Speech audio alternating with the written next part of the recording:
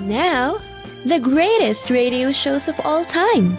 Suspense. The Shadow Node. Washington calling David Harding, Counterspy. Classic radio theater. The Great Gildersleeve. Fibber McGee and Molly. Dragnet.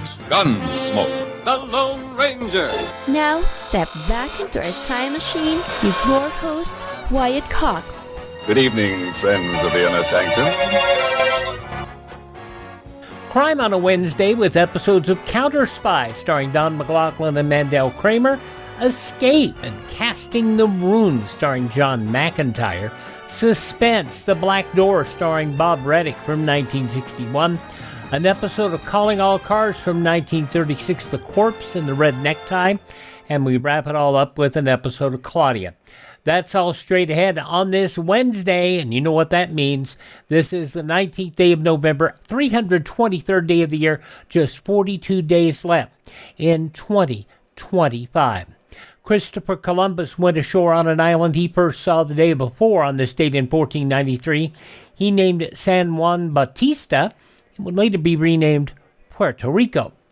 In 1863, President Lincoln delivered his historic Gettysburg Address. Of course, no recording of this speech, but we do have an excerpt from a recreation by Len Spencer made in 1903. 77 years ago, our fathers brought forth upon this continent a new nation. Len Spencer, a 1903 recreation of the historic Gettysburg Address made on this date in 1863. Samuel Goldfish and Edward Selwyn established Goldwyn Company on this date in 1916. Goldfish would rename himself Goldwyn eventually. The company would become one of the most successful independent filmmakers. That was in 1916.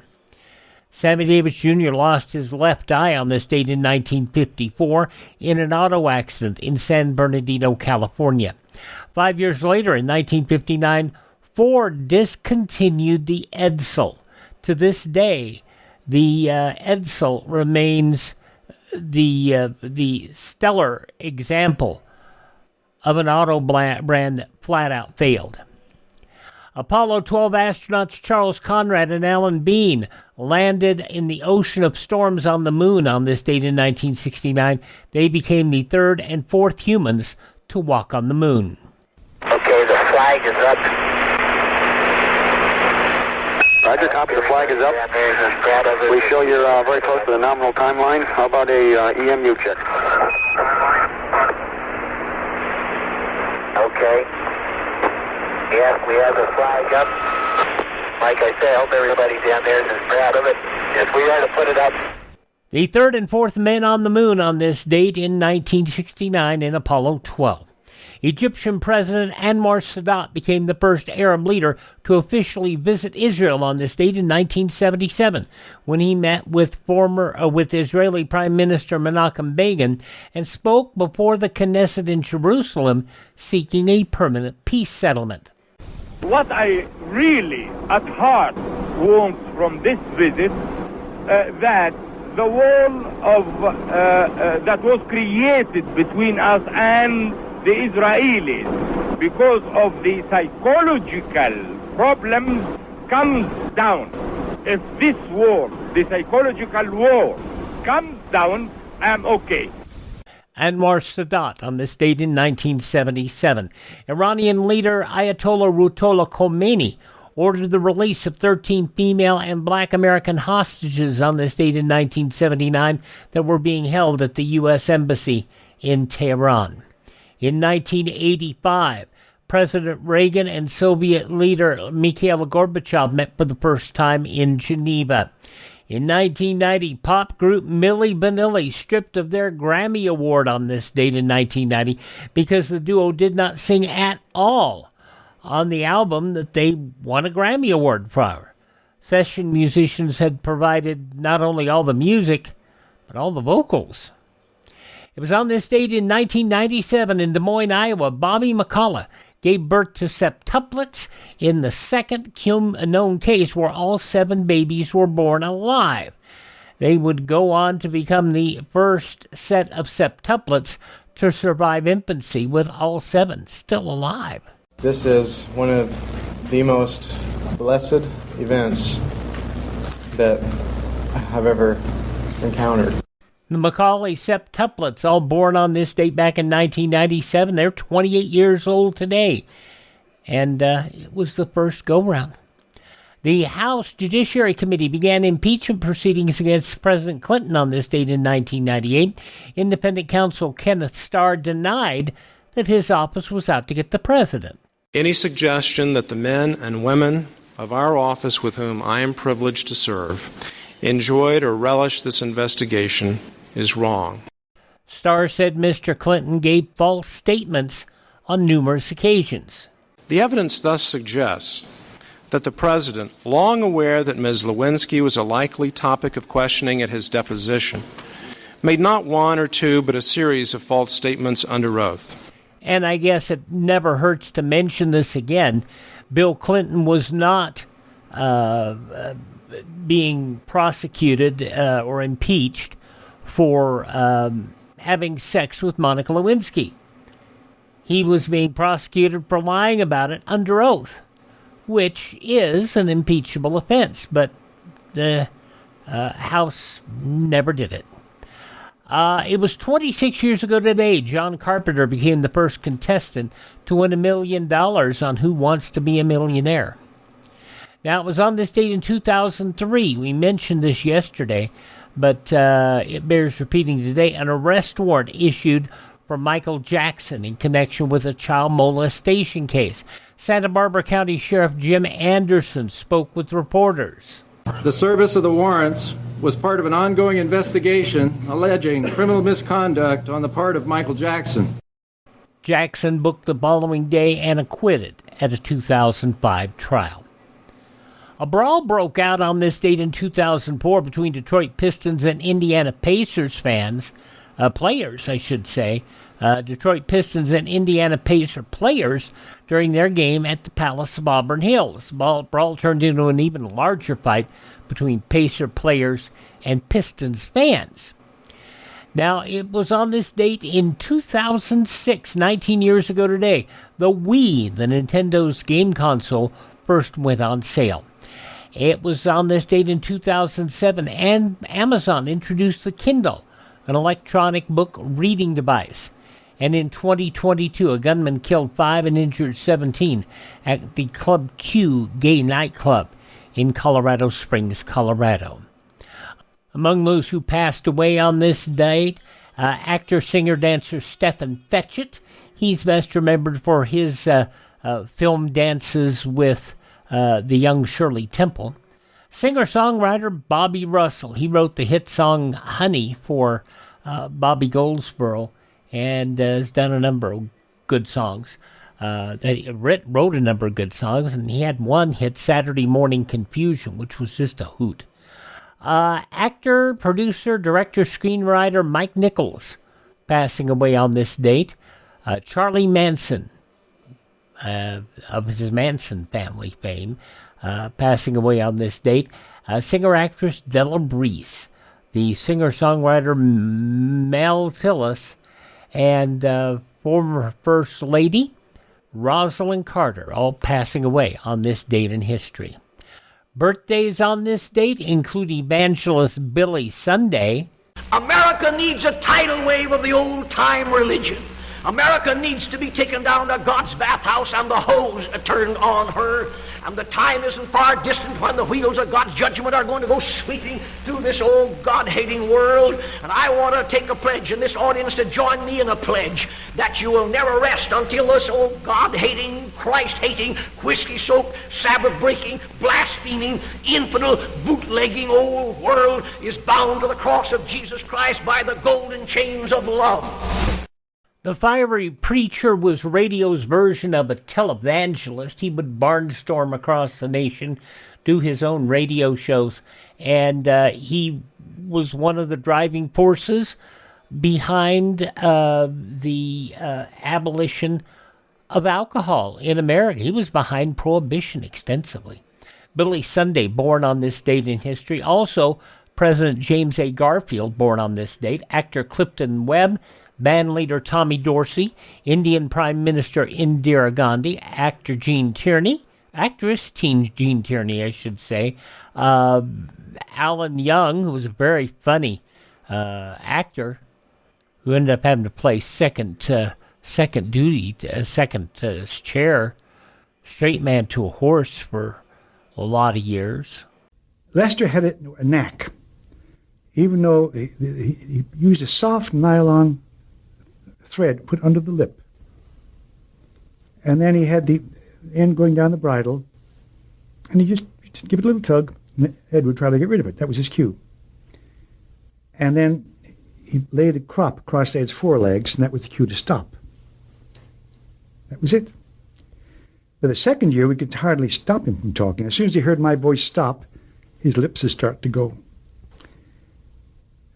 I'd go ride. I learned to ride on Ed, and Lester and I'd go riding in Griffith Park together, and we'd talk as we rode along, and suddenly Lester laughed. And Lester didn't laugh very much. He said, look at Ed's mouth. When I stopped talking, he'd start to move his mouth. So he was a smart horse. Mr. Ed was a ham. That's what he was. Alan Young, talking about his experience with Mr. Ed. We lost Alan Young back in 2016. Also born on this date in history, baseball's Roy Campanella, U.S. Ambassador to the UN Jeannie Kirkpatrick, TV interviewer Larry King, who started on radio, and Dan Haggerty, the actor. All those folks born on this date in history, they have all left the building. Hi, this is Jeff Foxworthy. It is now time for the birthday announcements. The following people are now officially older than dirt. We've talked about how Johnny Carson was the real star of late night. One of the unsung stars of late night, who ran a very erudite show, was Dick Cavett over on ABC. He is 89 years old today. The man who created the Superstation, TBS, Ted Turner, 87 today. Clothing designer Calvin Klein is 83. From the West Wing and Mom, Allison Janney is 66. All she does is talk about skating all day and night. Can't shut her up about it. So it's easier for me to put her on ice, if you know what I mean. From the movie about the Tonya Harding escapade, I, Tonya, Allison Janney, 66 today. From Sleepless in Seattle, Meg Ryan, 64. That was nothing compared to this humiliation. Nothing. But he saw you, right? He saw me. You were face to face. He said hello. From Sleepless in Seattle, Meg Ryan, 64 years of age. My goodness. From Silence of the Lambs, Jodie Foster, 63. They were screaming. They were slaughtering the spring lambs. They were screaming. With Anthony Hopkins, Jodie Foster, 63. Dax in Star Trek Deep Space Nine, Terry Farrell, 62. Country singer Billy Currington is 52. The co-founder of Twitter and founder of Square, Jack Dorsey, is 49. 1996 Olympic gold medal gymnast Carrie Shrug is 48. And from Star Wars The Force Awakens, Adam Driver is 42. I know you've seen the map. It's in there. And now you'll give it to me. Adam Driver, 42 years old today. Those just a few of the people celebrating the 19th day of November as their birthday. If this is your birthday. Hi, we're the four freshmen, and we just want to say, Happy birthday to you. And we roll on here on Classic Radio Theater with Wyatt Cox with an episode of Counterspy from 75 years ago and the tale of the Pseudo Spuds. That's coming up next after we remind you about our friends at Professor B's Digestive Aid, a natural, no-fuss solution to take care of your belly problems. It's crafted with only 2 ingredients, pure honey and apotheria, and that apotheria herb from ancient Rome. That's it. No chemicals you can't understand. You just got the 2 things involved. It was developed by a gentleman who was having severe digestive problems while going through cancer treatments, And it worked. So this is something that's really good. If you suffer from throat problems, if you suffer from acid reflux, check out Professor B's Digestive Aid.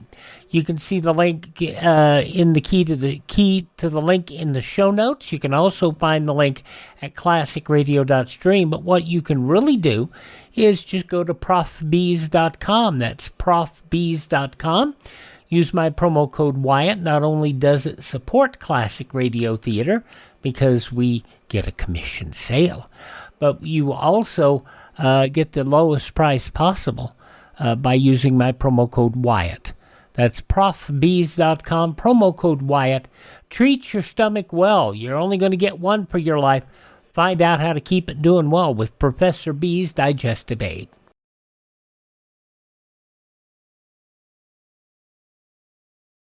Civil defense is common sense. Hi, this is Tony Bennett. Make sure you're prepared if a nuclear attack ever comes. Now we head to November 19th, 1950, 75 years ago today.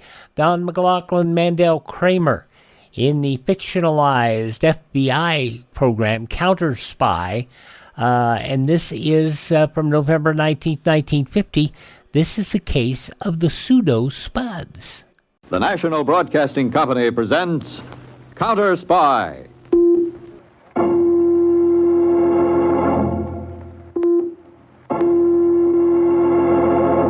Washington calling David Harding, Counterspy. Washington calling David Harding, Counterspy. Harding, Counterspy, calling Washington.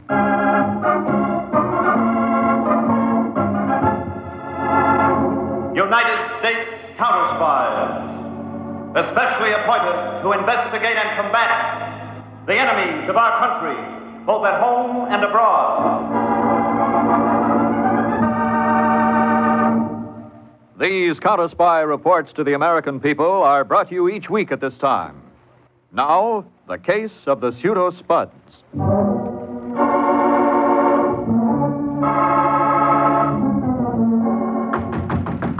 Yeah, just a minute.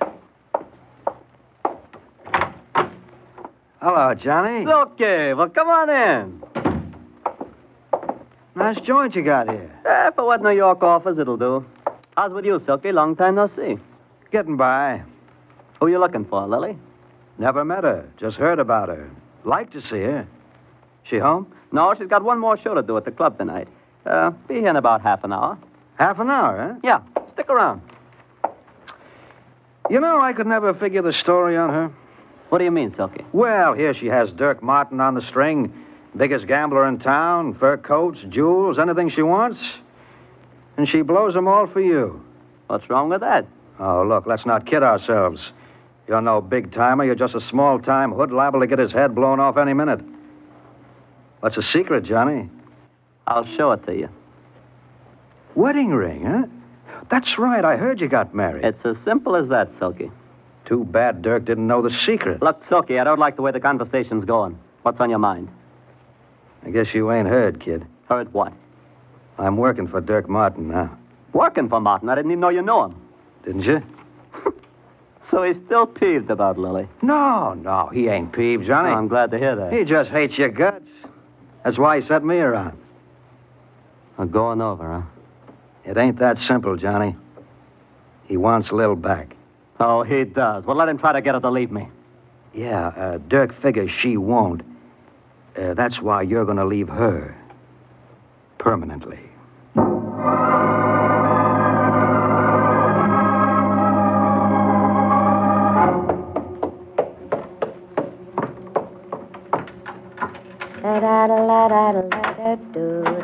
Johnny? Johnny, you home? I've got... Johnny? Johnny!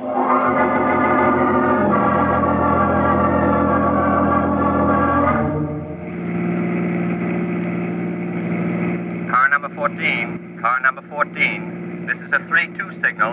Investigate report of murder, 413 East Houston Street. Car number 14. Car number 14. Investigate report of murder.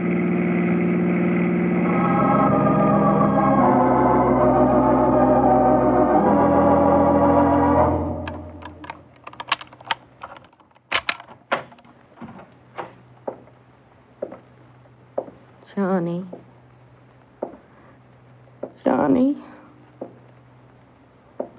A place can become lonely all of a sudden, can't it? What? I suppose I shouldn't intrude at a time like this, Mrs. Darvell. What do you want? Who are you? A friend, I hope. And I think I want the same thing as you do. Same thing. Johnny's murderer. I heard the flash on the radio the other day. Johnny. Do you know who it was? Yes. Who? Tell me. Easy, Mrs. Darvell. I can't prove anything. I just know it from the grapevine. Who? What's his name? Can't you guess?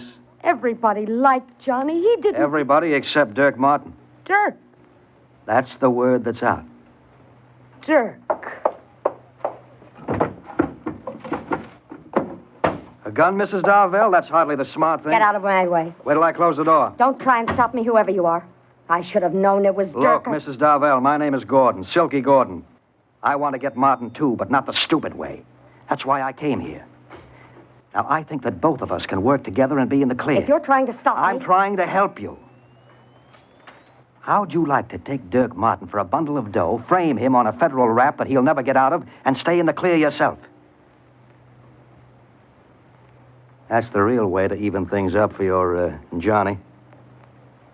All right, Gordon. Talk.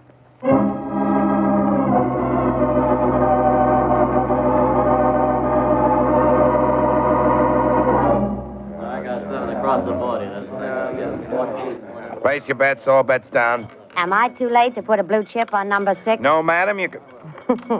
Lily. Hello, Baldy. Pay 15 on the red. Upset, Baldy? No, glad to see you, Lil, but it's busy. Place your bets, all bets down. Hello, Mrs. Darvell. Anything we can do for you? Dirk Martin. I thought Baldy would push his little button when he saw me. You came promptly enough. I asked if there's anything we could do for you, Mrs. Darvell. Well, you might offer me a drink. Of course, Mrs. Darvell. Let's sit in that end booth. Hey, Mike, 1 martini dry with olive. Yeah. That's it, isn't it? Mm-hmm. I heard about Johnny. Too bad. Yeah. Leaves me kind of on the town again. Well, that's one way of putting it. Well, what's the point of this call? Money. Oh? Isn't that kind of blunt, Lily? After all, you gave me the go-by for Johnny. If he didn't leave you fixed, that's too bad. Oh, I'm not asking you for any, Dirk. I'm offering you a way to make some, with me in for a cut. I can use dough right now. Yeah, so I imagine. Well, what's the pitch? What do you think of the war situation? Huh? Making conversation. Well, that came from right field. Well, what do you think of the international situation? Bad, I suppose. Sometimes good, but mostly bad. Why? Depends on how you look at it. That means what? There's one way to look at it that might mean close to $1 million in cash for us. $1 million? If you're not above such petty sums, Dirk, you can find out more about it at my apartment tomorrow at 10 a.m. Yeah. Good night. Hey, wait a minute, Lily. Sorry, Dirk. Good night.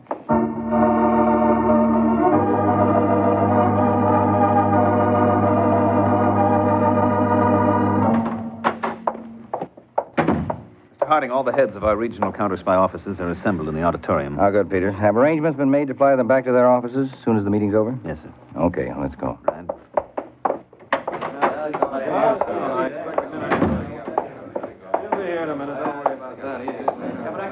Gentlemen, Mr. Harding. Greetings, gentlemen. It's been quite some time since I've seen all our counterspy regional directors together like this. But I've called you here for briefing and information regarding the grave foreign situation. But first, a bit of good news. Our counterspy budget has been increased considerably, enough so that each regional office can have almost twice the number of agents you are now staffed with. This increase has been granted for a definite purpose. The United States wants to make sure that there will be no repetition of the scrap metal to Japan situation at this particular time. The additional personnel will be used to check all export shipments leaving this country. All suspicious shipments will be reported to this headquarters immediately for further action. That is all, gentlemen. The rest of your instructions are in the mimeograph pamphlet handed to you.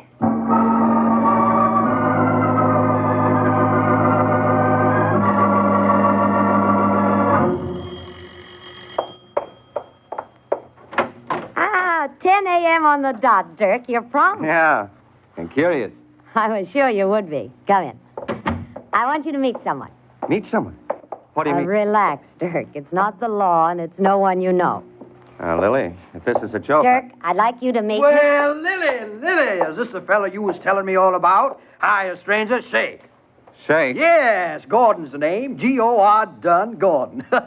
Little joke of my own. I never have to spell it out. No? Say, that's a mighty good grip you got there. Stand up to any man in Idaho, except me. So what do you want? I hope I didn't hurt you, boy. I got a powerful grip myself. Get it from farming, you know. It strengthens the wrist. Mr. Gordon, would you get me my cigarettes? They're in the kitchen. Why, sure thing, little gal. In 2 shakes of a lamb's tail. I'll be right back.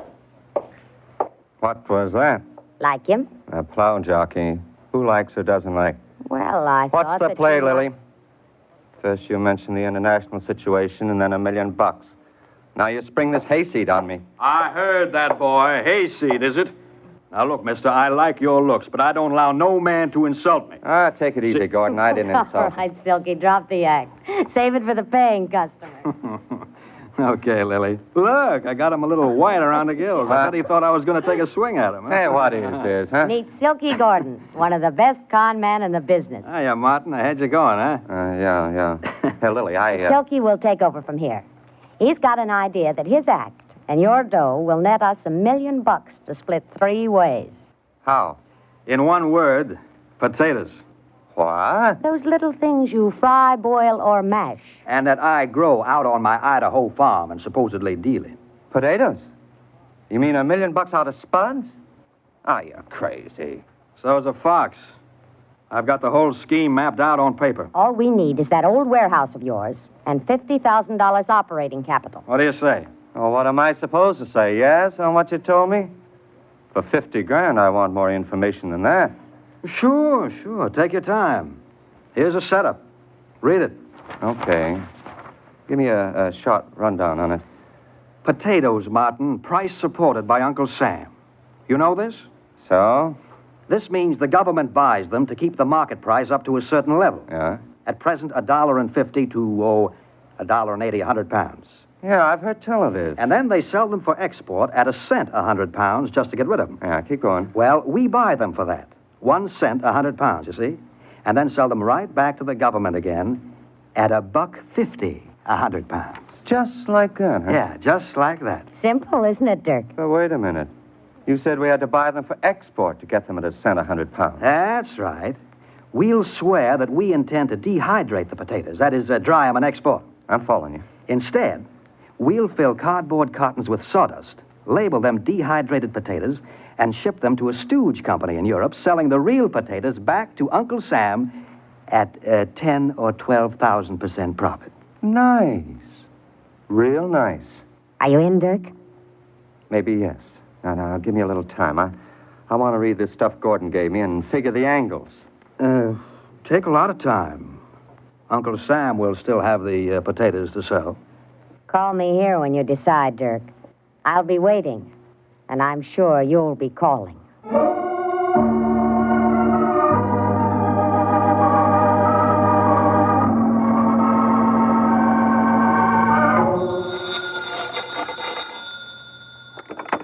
Hello. Dirk, Lily. I knew you'd call. Are you in? Yeah. I'm having the boys clean out the warehouse. And, what about the $50,000 capital? You'll get it in a couple of days. Oh, that's the way we like to do business, Dirk. And tell Silky to start the ball rolling. And Lily, remember, I'll be watching you all the way. I'm sure you will. Goodbye. Dirk left? Yes, Silky. He bit? With all his teeth, the rat. Wonderful. When's he coming across with the 50 G's? In a couple of days. And as soon as we get his dough, we start fitting him for the frame. That's what I'm in this for, Silky. And it better be one he can't break out of. He won't, baby. We'll work the deal just once with 50,000 bags of potatoes. I've got the contacts in Washington, so I can sell that many to the government. What do I do? Now, I've gotten in touch with a logging camp for the sawdust and cottons. You close the deal with them, and then apply for the export license for dehydrated potatoes in Dirk's name. I'm beginning to get the picture. And then, after I've collected from the government, We leave Mr. Dirk Martin holding one big empty bag.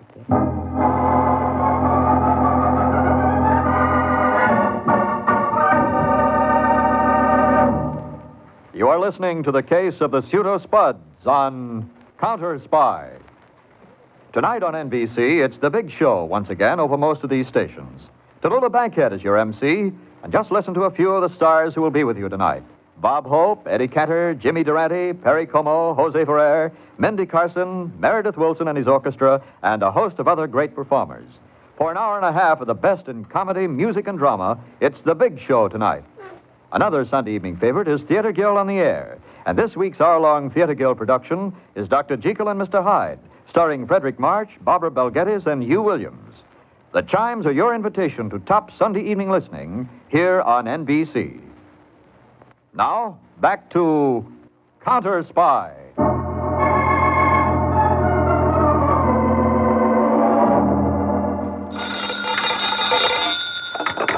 Hello? Lil, old Farmer Gordon speaking. Silky, you hear anything yet? I just got an acknowledgement of receipt from the government. They got my shipment of 50,000 bags of fine Idaho potatoes. Well, what about the payment? I'll receive the check in 15 days at my Idaho farm address. Ah, nice going, Silky. How's your end of the deal? The sawdust going? It's all down at the warehouse in cartons now, ready to be the frame around Dirk's neck. We'll put it there as soon as we cash that check from Uncle Sam. So long, Lil. You'll be hearing from me when I need you.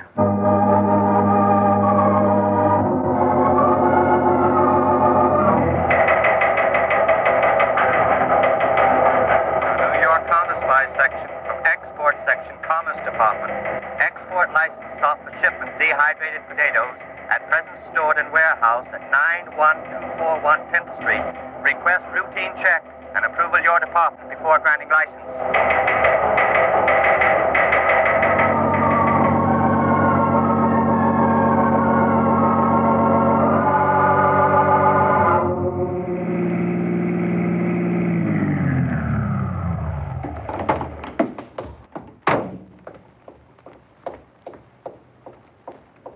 Silky, right here, Lil, in the warehouse door. have you got the stuff? 2 5-gallon cans. How about the insurance? I took it out in Dirk Martin's name. No action on the export license yet? Not so far. Well, I was just wondering. Thought they might send someone around to check on the stuff. They only do that at the pier. Let's go in. You sure Dirk won't yell copper? How can he?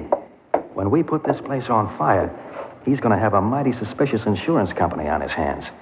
He'll probably have to waive the claim, but it'll keep him plenty busy while we make ourselves scarce. All right, let's get...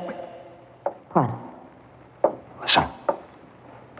Someone... Look. Down that aisle of cartons. A guy. Prying into him. Who could be? Customs Department, I bet. If he finds out about the sawdust... I know what you mean. Listen, Silky. Yeah? I'll go down and get his attention. You come round the back and jump him. Right. You there. What? What's the meaning of this? Who are you? Oh, excuse me, miss. What are you doing in this warehouse? How'd you get in? Are you connected with the firm that owns this place, miss? Yes, I am.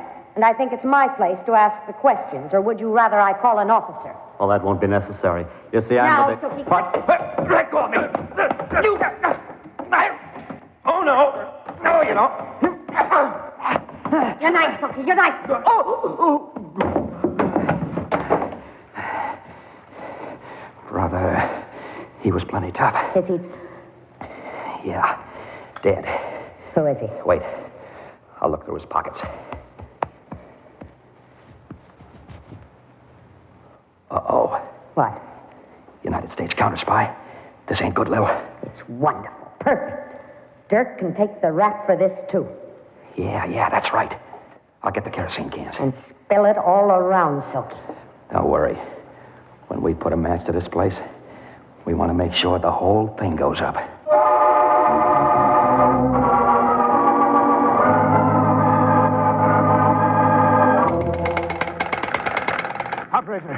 Operator, get me the fire department, quick.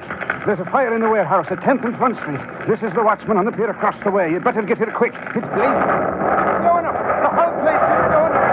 Out here now.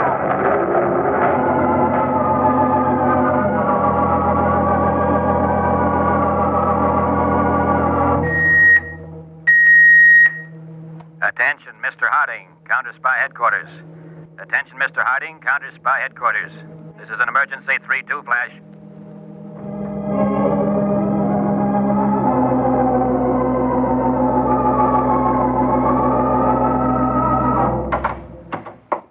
Peters, grab your hat and come on. The plane's waiting. Where are we going? New York. Warehouse fire. Explosion of export shipment. Where till I catch up there?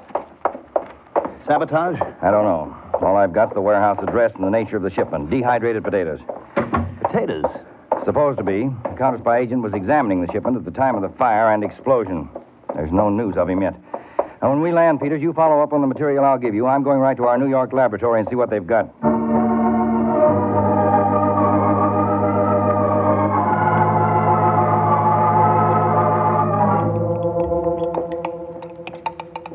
Over this way, Mr. Harding, to our electric furnace. Right with you, Colonel. What's this set up for? Well, that cardboard carton in the electric furnace, it's one that was salvaged from the warehouse fire. Contains munitions of some type, doesn't it? No, sir. But the explosion... Watch, Mr. Harding. I'll switch the furnace on. What's the point? Just a moment, sir. I had the furnace on before you arrived. It'll be up the right temperature in a few seconds. What? There, that's what I wanted you to see. What kind of explosive is it? It isn't, sir. That cardboard box that just blew apart contained ordinary sawdust packed in tightly. Sawdust? That's right, sir. Sawdust packed tight and under intense heat generates its own explosive power. With the right conditions, it's just as dangerous as dynamite. Not dehydrated potatoes or munitions. No, sir. But there's something crooked about the whole setup. Our agent. Yeah? Well, the autopsy shows he wasn't killed by the fire. He was murdered. Knife wounds. Murdered. What about the sawdust? Have you analyzed it yet? Yes, sir. We put it through the spectrograph, did a microchemical analysis on it. The reports are over here. Ordinary pine sawdust. That's right. The pitch content indicates southern pine. And from the cellular structure of the wood, we place it as coming from somewhere in Georgia or the Carolinas. Oh? The moisture content indicates it's been freshly cut from logs instead of dried and cured wood. That means that the stuff came from a logging camp, not a lumberyard. Yes, sir. Well, thank you, Crandall. If anything else comes up, I'll be in the communications room.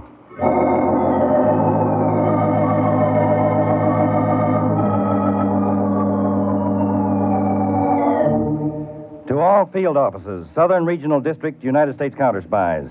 Request immediate check of all logging camps in your field area. Ascertain methods of disposal and sale of sawdust. Check thoroughly and report to me on any new purchasers of item. Give this top priority.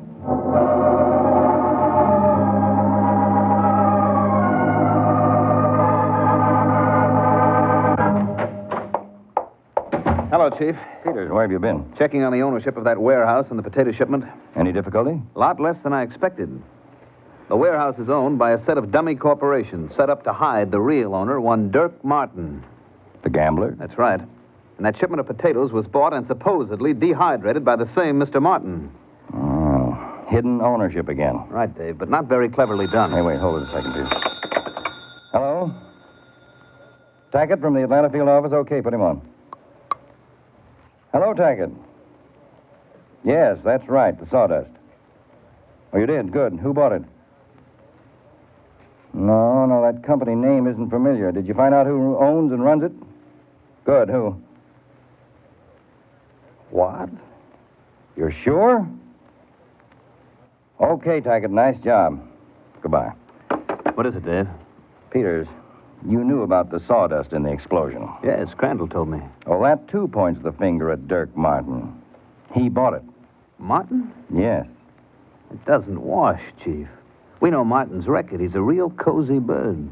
He doesn't leave loose ends around this way. 3 big neon-lighted arrows pointing right at him.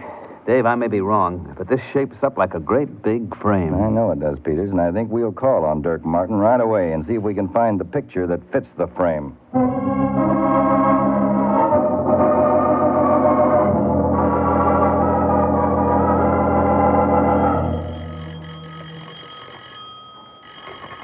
Silky, get that. I've got to finish packing.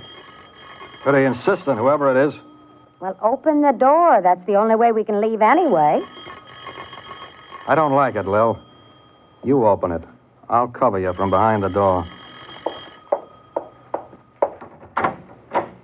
Dirk. That's right, baby.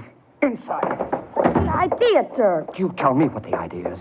My boys got word to me the warehouse is on fire, burned down. No kidding, Dirk. Do I look like I'm kidding? But that's wonderful, a break for all of us. Now we're completely covered. The fire will hide everything. There's one phony shipment of sawdust we won't have to make. Was it phony? What do you mean? You said sawdust, and the place blew up completely. Maybe you were trying to use me as a front for some other kind of shipment, eh? Don't be crazy, Dirk. And maybe you know something about the body they found in the fire. Body? Yeah. Look, baby, you'd better start talking. Or I'm going to have to slap a lot of words out of you. I wouldn't, Dirk. I had you covered from the minute you entered. So I was right. A big double cross. That's right, Dirk. You caught on a little too fast. What do we do with him, Lil? Guess there's only one thing we can do. Same treatment like the guy in the warehouse? So you did start that fire? That's right, Dirk. We had it all framed nicely. You'd have to stand still for an arson rap and keep quiet about us, or you'd get a bigger jolt for swindling. They might even have pinned that guy's death on you. That's one way you would have paid for killing Johnny. Johnny? Are you nuts? Tell him, Silky. Tell him what you told me about how he killed Johnny. Me kill Johnny? Yes, you wanted me back.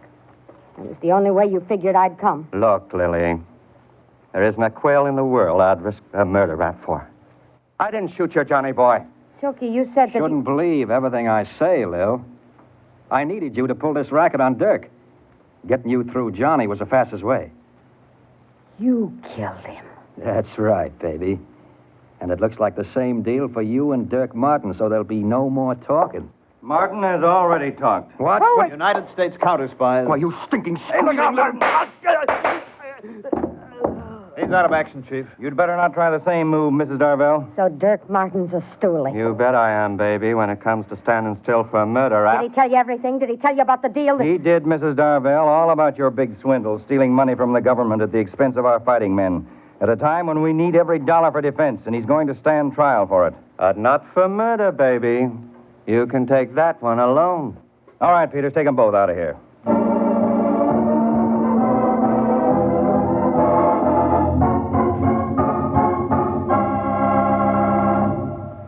Tune in every week, same time, same station, to Counterspy. Listen next week for the exciting case of the hideous hijacker. When medical supplies, sorely needed by our fighting men and allies in Asia, were hijacked, the Counterspy organization was put on a double alert. By getting information from a dead man, firing bullets into sawdust, and putting cardboard under a strange light, your counterspies uncovered a kettle of fish that was 15,000 miles long. Be sure to listen next week to The Case of the Hideous Hijacker on Counterspy.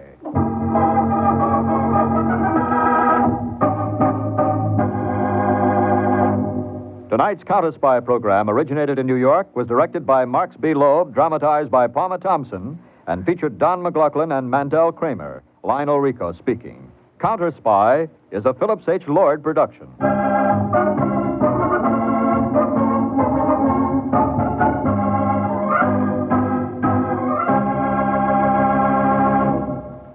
"75 years ago, November 19th, 1950, Counterspy here on Classic Radio Theater with Wyatt Cox. We're going to go back now 78 years to November 19th, 1947 for an episode of Escape.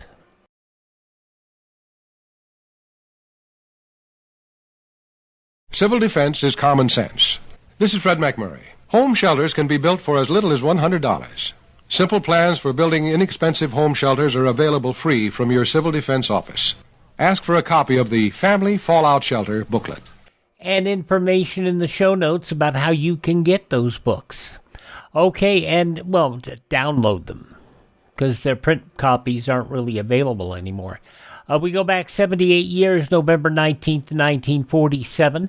An episode of Escape John McIntire stars in Casting the Runes.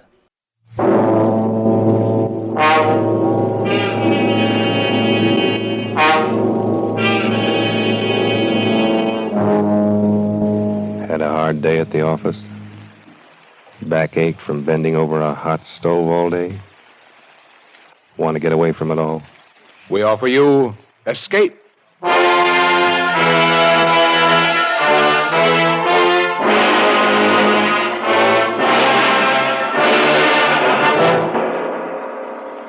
It is midnight, and you are alone. Suddenly the room is plunged into darkness. You sit frozen with terror, because something is there behind you. Something you feared would come. Something from which you must escape. Escape, produced and directed by William N. Robeson, and carefully plotted to free you from the four walls of today for a half hour of high adventure.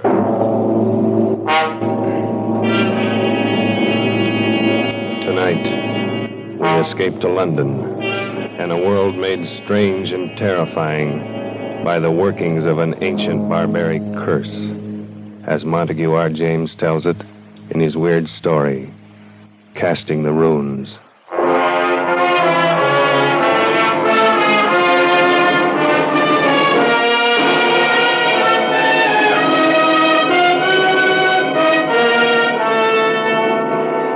My name is Edward Dunning. I'm a scientist. I'm used to dealing with facts, not fairy tales. I'm regarded as Britain's leading authority on medieval life. And as such, I've studied much of the ancient fears and barbaric superstitions of those times. I should have been the first to scoff at any suggestion that the ancient powers of evil, the black magic of Teutonic days, could be believed and practiced in the 20th century. A few weeks ago, I should have laughed had you told me that a curse, a hex, could kill a man. Today, I cannot laugh. It has happened to a man I know of. And now, it's happening to me. My first presentiment of danger came on that day a few weeks ago when I dropped in to see Alfred Smythe, Secretary of the National Science Association, and found him in a state of irritation. Blast it all, Dunning. I almost wish you hadn't been so brutally honest in your report on that Carswell paper. Why? What's the trouble? Oh, he's such a frightful fellow. He's raising a terrible row. You mean Carswell himself? Yes, it's bad enough a vicious charlatan like that calling himself a scientist. But now he's taking all his vindictiveness out on me. Sorry, old chap. It's really me he'd like to get at. As a matter of fact, that's just what his last letter was about. He wants to know what supposed authority wrote the report rejecting his paper. You didn't give him my name? Heavens, no. As a matter of fact, Dunning, I haven't and I won't, and for a very special reason. Call it silly, call it crazy, call it what you will. I have an uncanny feeling about that man Carswell. Why? Do you know anything about him? Nothing. I've never seen him. I only know that he wrote a paper called The Truth of Alchemy. It was hopeless. Precisely. And why was it hopeless? Well, besides being abominably written, it was supposed to prove that alchemy, black magic, and such rot actually exists. I think the man really believes it. Undoubtedly he does, and that's what I mean. He lives in an isolated old house in Warwickshire. He's rarely seen elsewhere, and in his whole career he's written only two things. This paper and a history of witchcraft published 10 years ago. Yes, of course. I remember now. So that's the man. Yes, and that book was even worse than this paper. The man has a warped mind. I'm sure he's tried every unhealthy experiment in alchemy, witchcraft, and black magic. There's no telling to what lengths of vindictiveness a man like that might go. Well, it does sound a bit queer, but... Not queer, Dunning. Evil. Oh, come. Man has a right to believe what he likes. He has a right to be angry with me. Here I've glibly scoffed at the man's life's work. Well, perhaps I'm being overly suspicious and imaginative, but I think there's more than anger involved here, Edward. This may sound fantastic to you, but, well, John Harrington wrote the report condemning that witchcraft book of Carswell's 10 years ago. 3 months later, Harrington was dead. But, Alfred, what's the connection? Harrington died under very peculiar circumstances. He was walking home alone late one night, and suddenly he screamed, broke into a run, lost his hat and stick, and climbed up a tree. A dead branch gave way. He fell and broke his neck. No one's ever been able to explain why it happened. Come now, Alfred, surely you're not suggesting... Well, I don't know what I'm suggesting. I only know that after he reviewed Carswell's book, John Harrington didn't have a moment's peace. Now you've written an unfavorable review of this paper. If I were you, I should keep that fact well hidden. Oh, Alfred, well, that's ridiculous.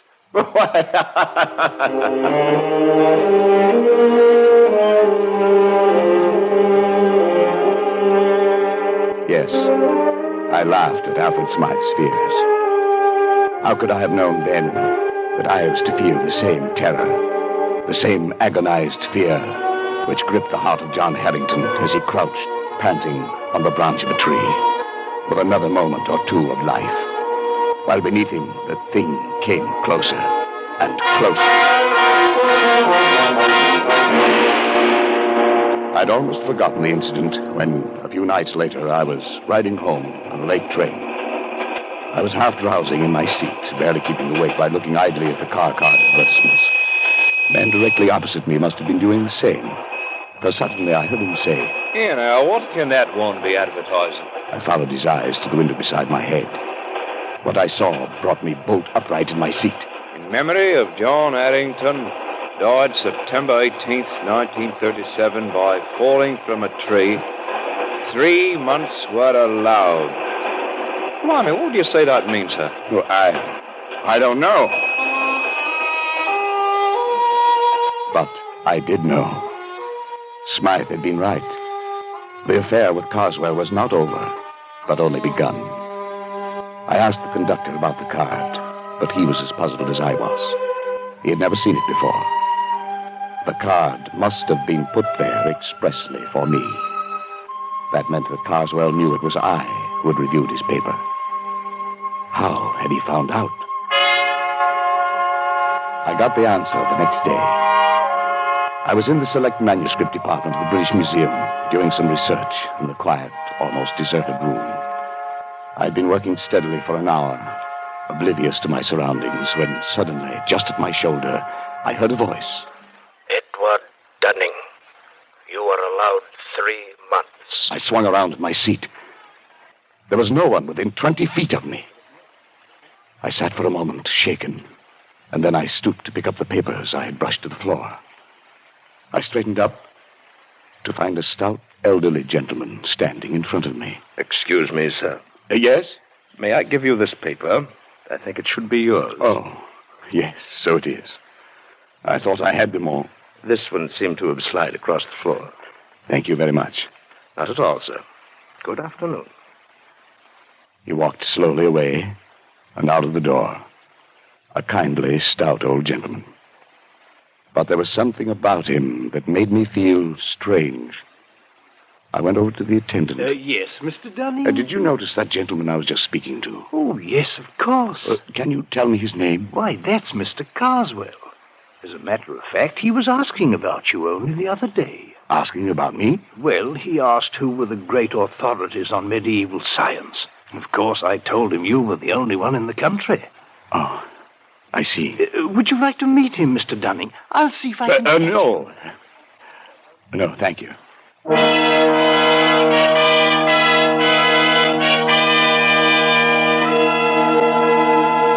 It was as simple as that. Now Carswell knew. What would be his next move? What was I to expect? I reached home at dusk, and trouble stood on my doorstep in the long face and stooped form of my family doctor. I've had to upset your household arrangements, I'm sorry to say, Dunning. I've had to send both your servants to hospital. But what happened? Something like ptomaine poisoning, I should think. It's nothing serious. Well, what could have caused it? Well, that's the rather odd thing. They tell me they bought some shellfish from a hawker and had it for lunch. I've made inquiries, but I can't find that a hawker called at any other house on this street.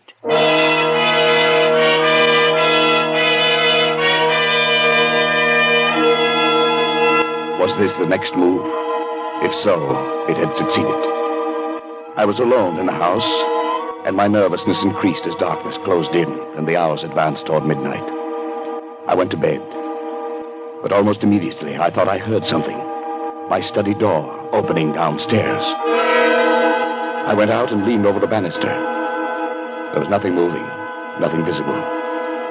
There was only a sudden, surprising gust of warm air playing about my legs. I went back into my room and locked the door. Suddenly, the lights went out. No doubt it was only a blown fuse, but the chills were playing up and down my spine. I went over to the bed and reached for my watch under the pillow. I suppose I wanted to find out the time. I don't know why. But fumbling on the pillow, my hand touched something far different from a watch. It was like a mouth with sharp teeth and hair around it, not human at all. I fled from my bedroom and spent a long and miserable night locked in a spare room, my ear to the door. But nothing came. I was not disturbed again. In the morning, I searched the house and found nothing unusual.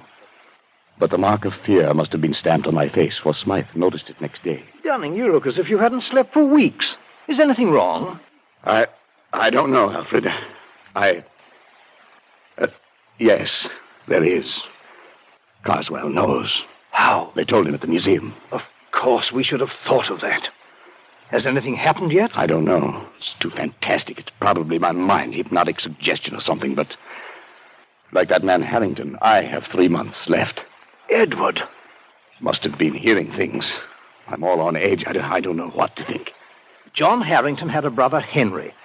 Perhaps I'd better get you in touch with him. He might know more about this man, Carswell. Yes, do it. And quickly. 3 months is not a lot of time.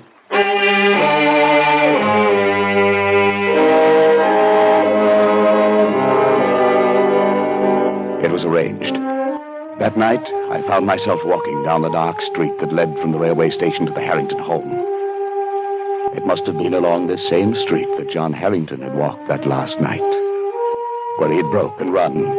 It must have been one of these trees bordering the lonely road in which he had spent his last horrible moments. The way was dark, and there was no living soul in sight. And suddenly, complete terror gripped me. Somehow I knew that I was being followed. At first I only felt it, and then I heard it. I walked steadily on for a moment, my stomach like ice. It was getting louder, coming closer. Unconsciously, my step quickened. I could barely control myself. I wanted to scream and run. The thing came closer, closer.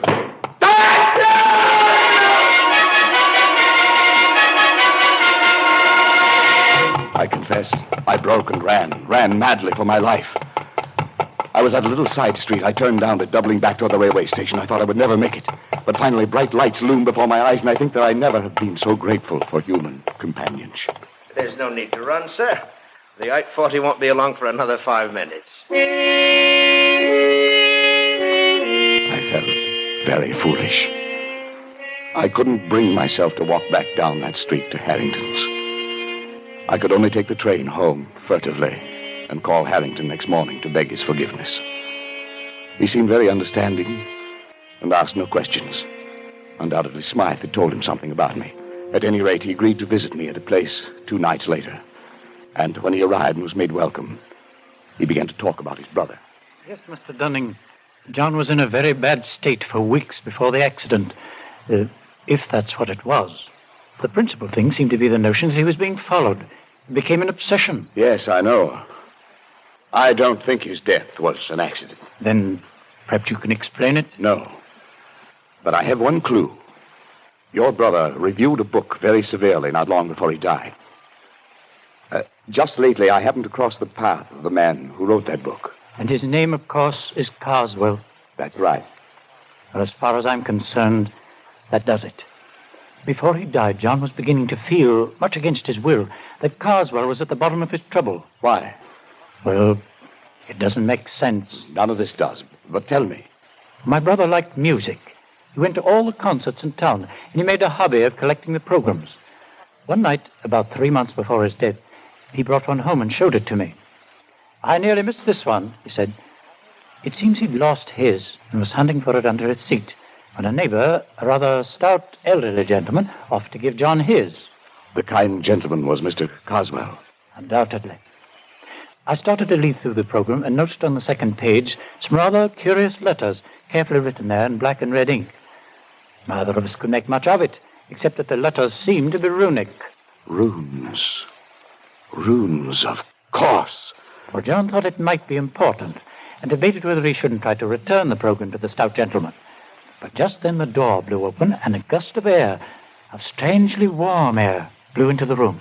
In a flash, it took the program and blew it straight into the fire. Yes, your brother was right. He should have returned it. There was nothing to be done then. No, perhaps not. But do you know what runic letters mean? Well, they're old pre-Druid script, I believe. The kind of writing the barbaric tribes used long before the Romans invaded Britain. Yes, that's right. Casting the runes, they used to call it in the old days. Casting the runes. What do you mean? Well, it was a curse, a hex. In primitive England, people thought by casting the runes, that is, handing a person a piece of paper with certain runic letters on it, that you could put that person out of the way, destroy him. It's an old superstition. And the only way to lift the curse was to return the paper to the one who gave it to you. To give it back without his knowing it. What? I don't believe that kind of nonsense. Neither do I. Then what was it that killed John? I don't know. Perhaps his fear of the runes, perhaps brooding about it, becoming neurotic, thinking he saw things and heard things and touched things that weren't there. Perhaps his own mind drove him to death. And what's the difference once you're dead? No difference at all. Casting the runes. Oh, it's rubbish. Yes, of course, but... Good heavens. What is it? I just remembered that day at the British Museum. He cast the runes on me.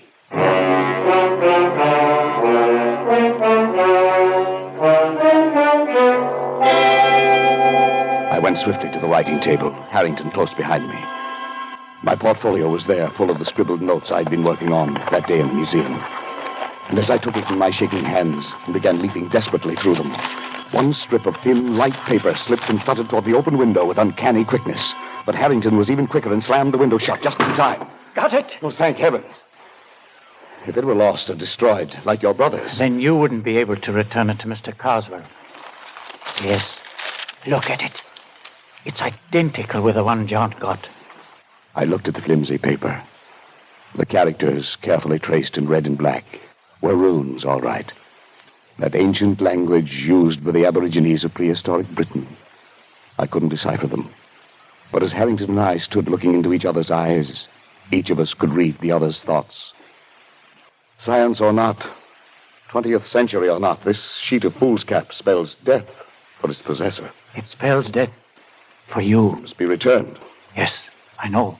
It must go back in such a way that he doesn't know he's received it. That means we can't simply mail it. No, we can't. We must do it personally. That'll take doing. Well, he knows you by sight, doesn't he? Yes. You must shave your beard. It will alter your appearance. He might strike any time. I have 3 months. That's what the warning said. We've got to make good on this, Dunning. I've searched 10 years for my brother's murderer, and now he must not escape.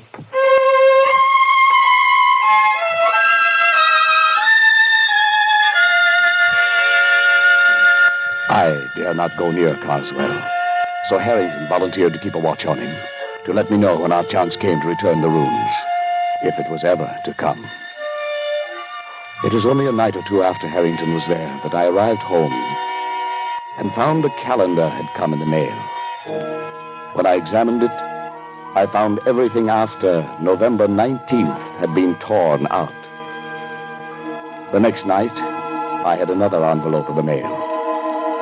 This time it was a woodcut, an illustration torn out of a book, showing a dark, moonlit road and a man walking on it. And right behind him came a huge, dark shape, some awful demon creature. Under it were written some lines from the Ancient Mariner. And as I sat alone and read them aloud, I felt that now familiar gust of warm air playing about my legs. The man walks on and turns no more his head, because he knows a frightful fiend doth close behind him tread.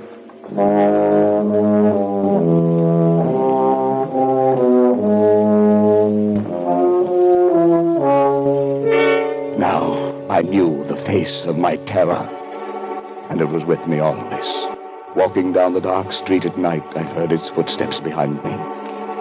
In my lonely house at midnight, it roamed the halls. Like the Ancient Mariner and John Harrington, I never turned to look. I couldn't. My nerves were going, and I could do nothing but wait.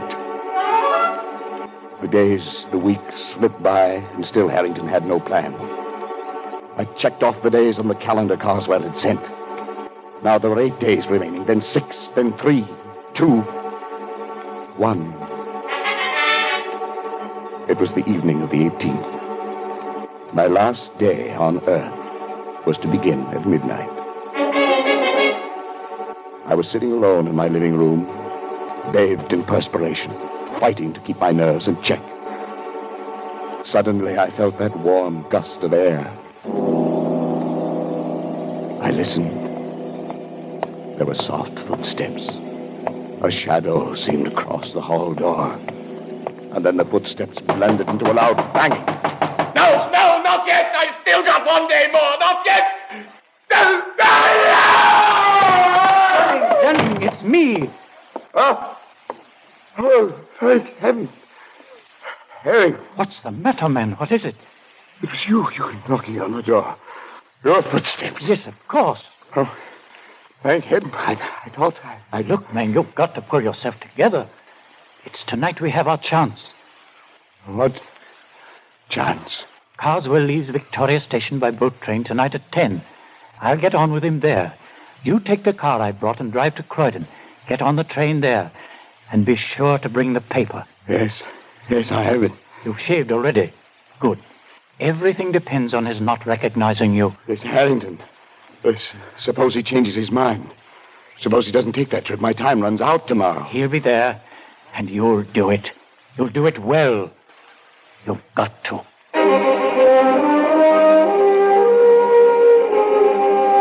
I stood on the platform at Croydon, my mind in a daze.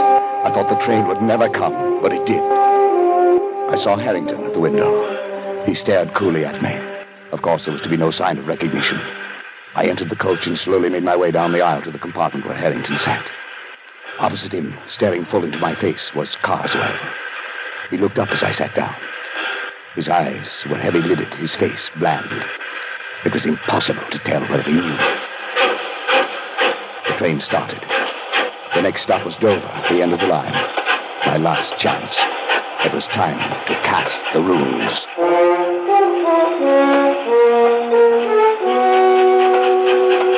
It was a strange ride. Carswell and I seated face to face, staring into each other's eyes.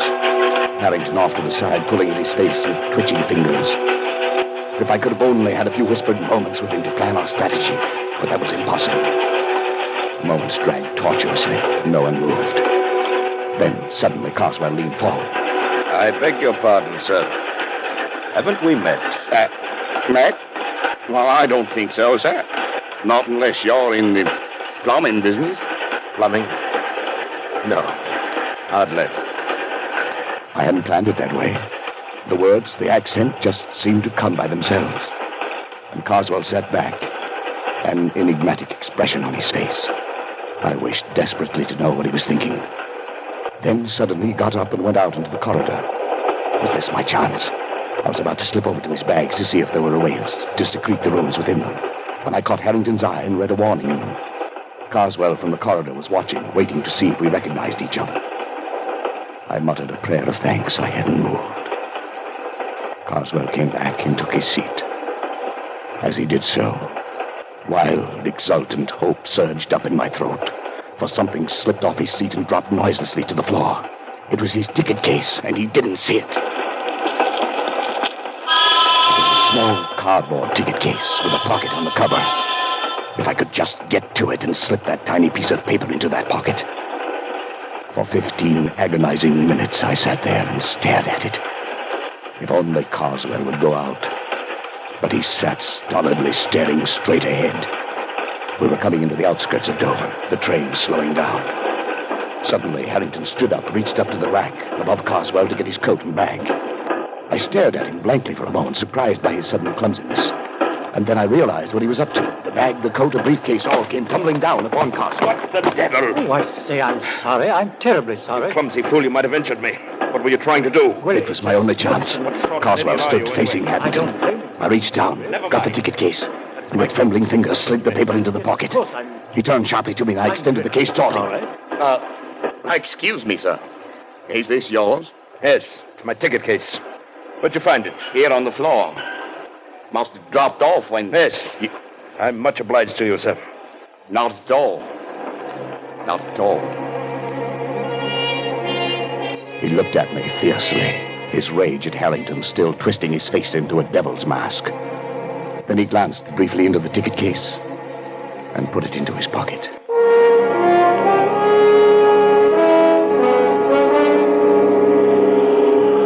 On the railway pier at Dover, Harrington and I followed a few steps behind Carswell.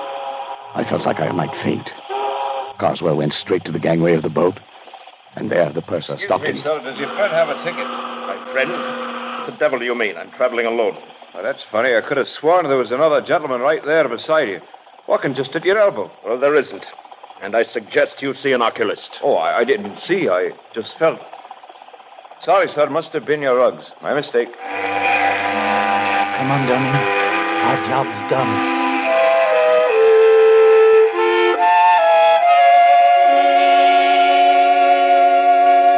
I didn't sleep that night. I lay awake and listened. But there were no footsteps, no warm gusts of air, nothing to disturb me.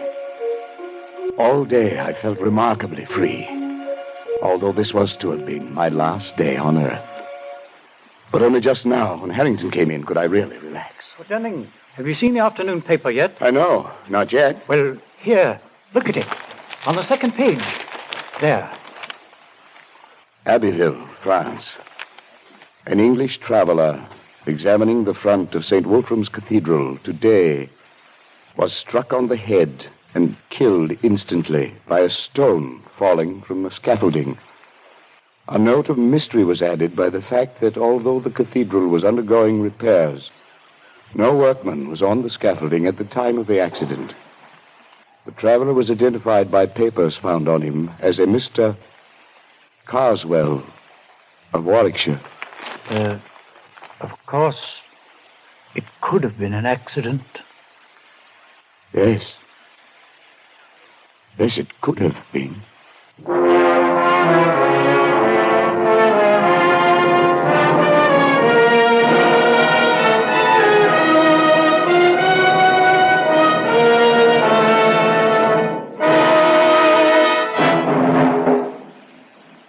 Escape is produced and directed by William N. Robeson, and tonight brought you Casting the Runes by Montague R. James, adapted for radio by Irving Ravitch and John Dunkel, with John McIntire as Edward Dunning, Jan Wolfe as Harrington, and Bill Conrad as Carswell. The special musical score was conceived and conducted by Cy Fure. Next week, you are trapped in a hidden valley, high in the Andes, walled in by sheer rock precipices, and surrounding you, closing in on you, is a band of blind men who want your eyes.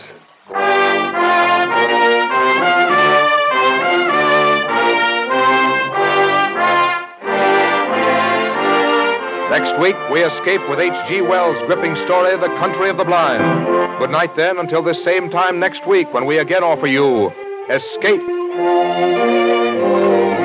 This is CBS, the Columbia Broadcasting System.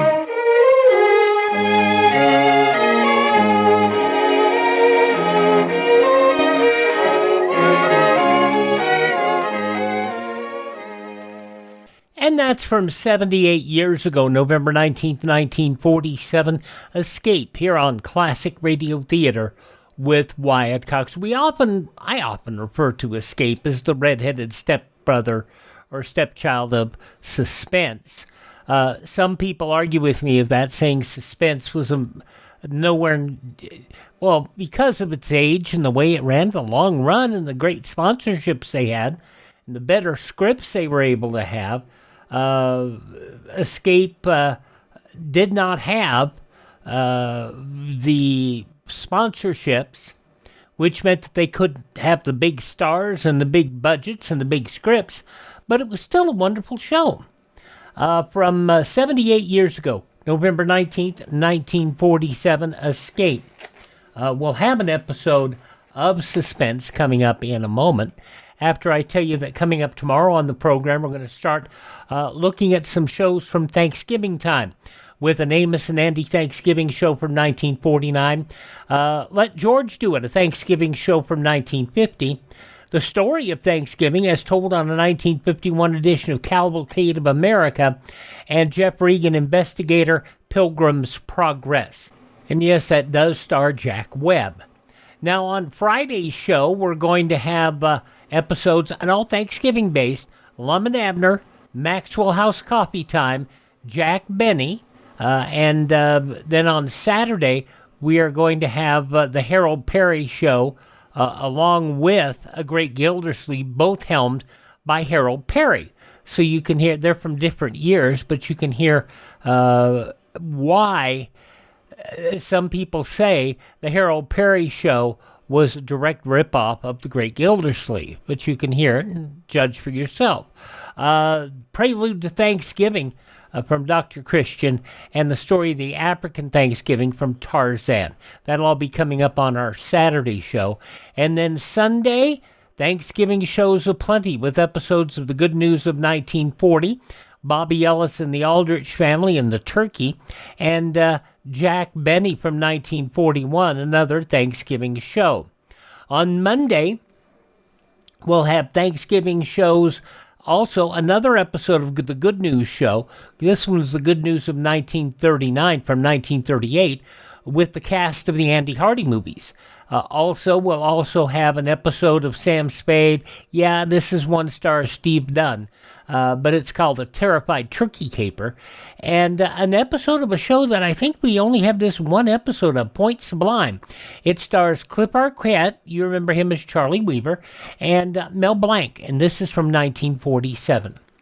On Monday, more Thanksgiving shows with Abbott and Costello, the Hallmark Playhouse, and the new Edgar Bergen Hour.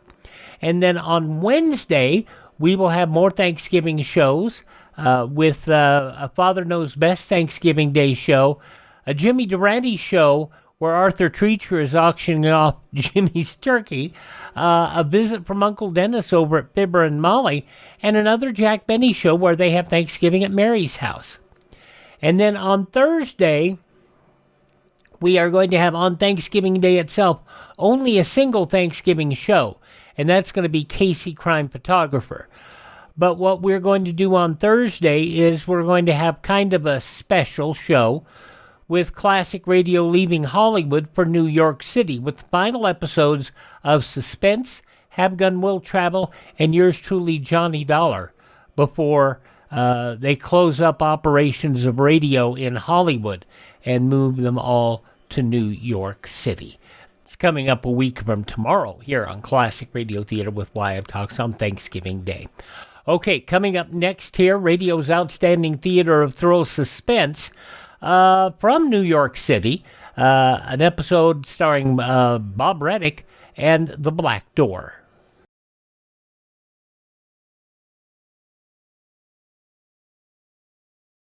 Civil defense is common sense. This is Howard Duff with this reminder. 640 and 1240.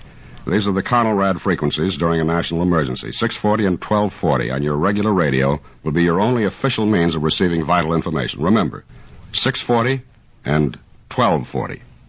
I don't always play the Conelrad spots because a lot of people don't understand what Conelrad was all about. But I will tell you this, and here's the kick. you had a guy who got thrown out of Hollywood because he was allegedly a communist. He was published in red channels. And yet Howard Duff did these spots for civil defense. Go figure. Now, let's go to 1961, 64 years ago today, from next to the last season of radio's outstanding theater of thrill suspense, Bob Reddick starring in The Black Door. And now, a tale well calculated to keep you in suspense. Listen now to Act One of The Black Door, starring Robert Reddick, featuring Ralph Camargo, and written especially for suspense by Robert Arthur.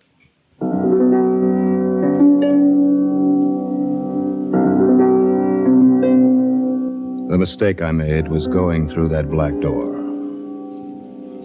If I'd left it shut the way it was, sealed tight, everything would have been fine.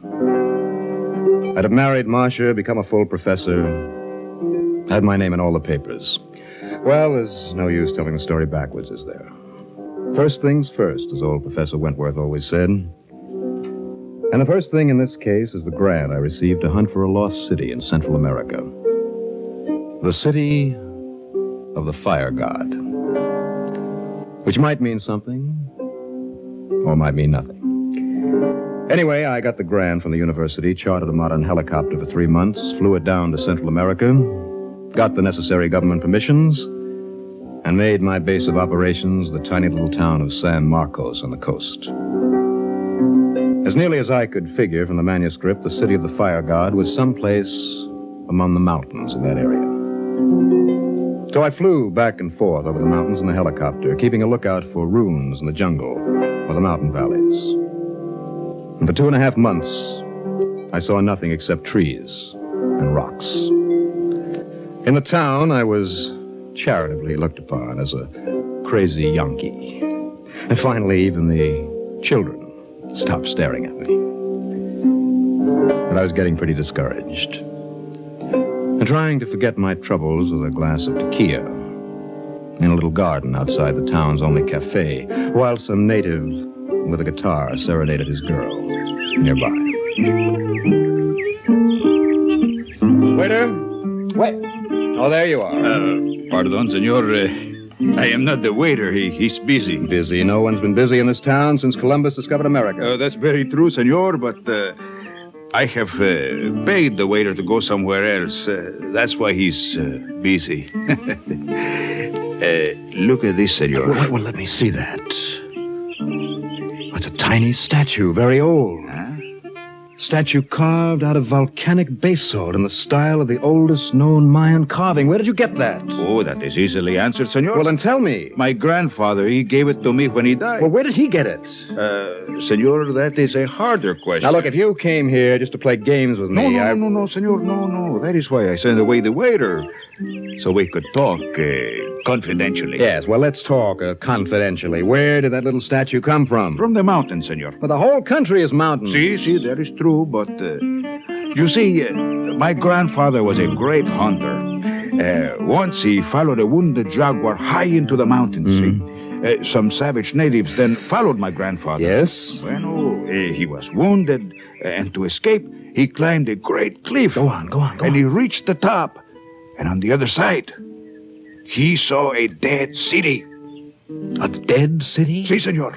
Silent. Lifeless. Far below him. Yes? He tried to climb down to it. And he fell, senor. For 3 days he lay unconscious. And when he recovered his senses, he had the fever. And somehow he found his way out. He does not know how. He staggered back to his home. They found him in the jungle, crawling on his hands and knees, clutching this little statue and saying over and over, La Puerta Negra, La Puerta Negra. The what? The black door, senor. The black door? Si, senor. And my poor grandfather, he was never strong enough to go hunting again, but he kept this little statue. And he said it had saved his life. What did he mean by the black door? Oh, one cannot say, senor. He could not remember. Surely he went back to the lost city? Well, no, he was not strong enough. Besides, there were the savages. But you mean nobody ever tried to find the city again? Well, why should they, senor? It belonged to the dead. Or they might be angry if the living came to disturb them, eh? Those old superstitions. Si, senor. Now, me, I am not superstitious, eh? I speak American well. The senor wishes to find this lost city. I, Pedro Ramirez, know where it is. Go on. You see, my grandfather described it to me. The mountains where it is hidden. Yes? They are 3 days' walk from here. No, 3 days. Now, that's 50 or 60 miles. What direction? Senor, that is the question, eh? What direction? A most important question, no? I get it. How much? A mere pittance for a rich Yankee, senor. $1,000 American. $1,000? And 1/2 of all the treasure. What treasure is that? Oh, there must be treasure, senor. Why else would you seek this lost city? Because I want to become a professor at a university and marry a girl named Marcia, whose father is head of the Department of Archaeology. All right. $1,000 if you actually guide me to the city you say your grandfather found. And half the treasure. Yes. Half the treasure. If any. We sealed the bargain with a glass of tequila. And the next day, Pedro came with me in the helicopter. He directed me to fly to the southeast, and I did, hovering as low as I dared over the rocky edges and jungle. Oh, we've come more than 50 miles, Pedro. No sign of that city yet. Oh, yes, senor. There to the left. That is the mountain. What's that? Now, you're crazy. That's the cone of an extinct volcano. Si, senor. And the lost city is inside the volcano. Oh, now, wait a minute. How could that be? Well, I do not know. I was not there when it was built. On the other hand, city of the fire god. I wonder. Well, I haven't looked into that volcano yet, so here goes.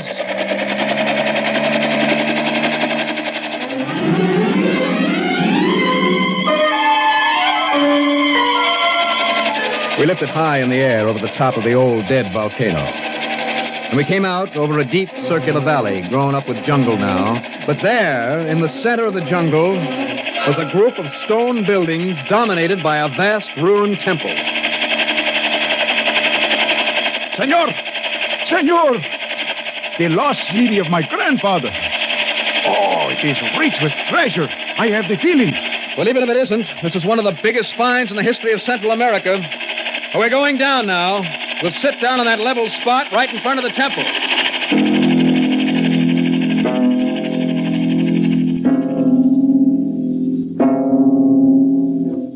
We settled in front of the old temple. I cut the motors.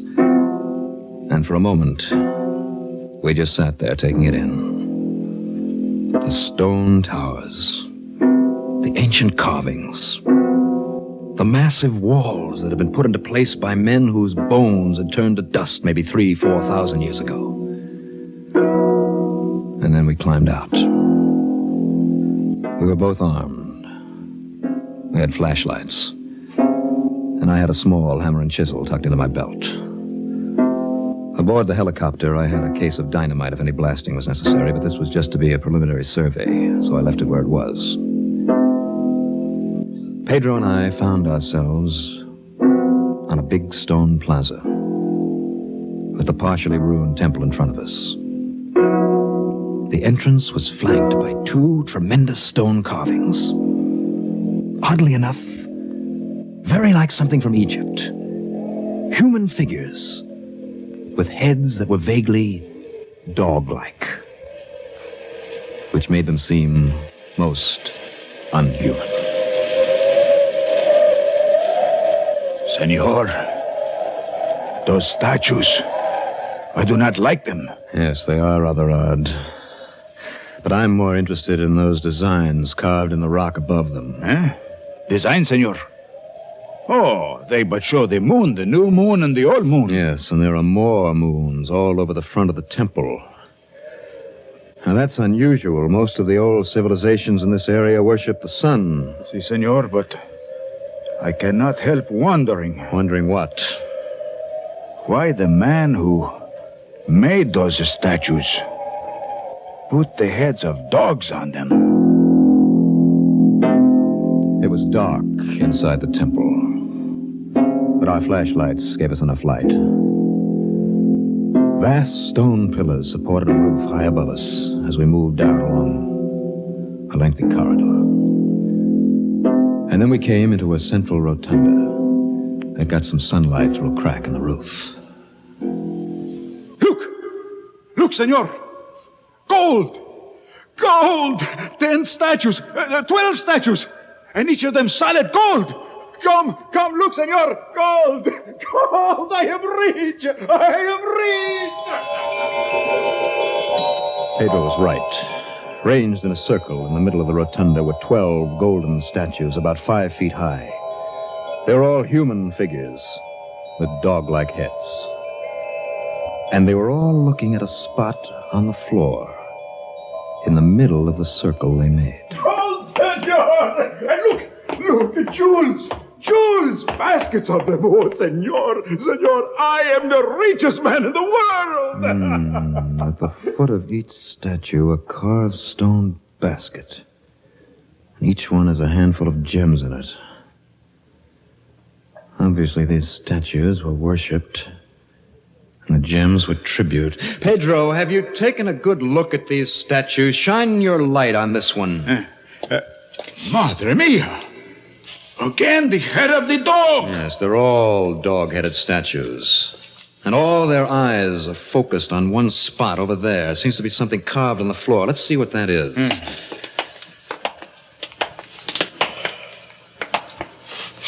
Ah, senor. That is most strange. A round black carving on the floor.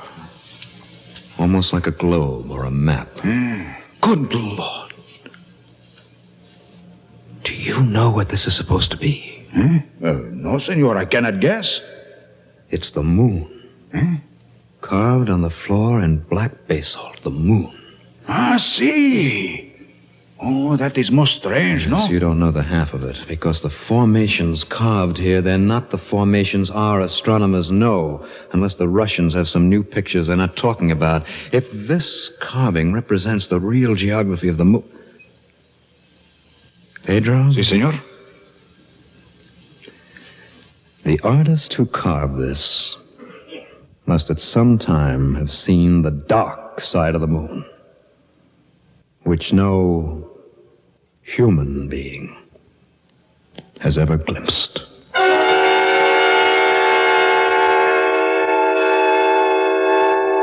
I know it sounds crazy, but the more I studied that round black carving, the more I was convinced it was an accurate relief map of the dark side of the moon.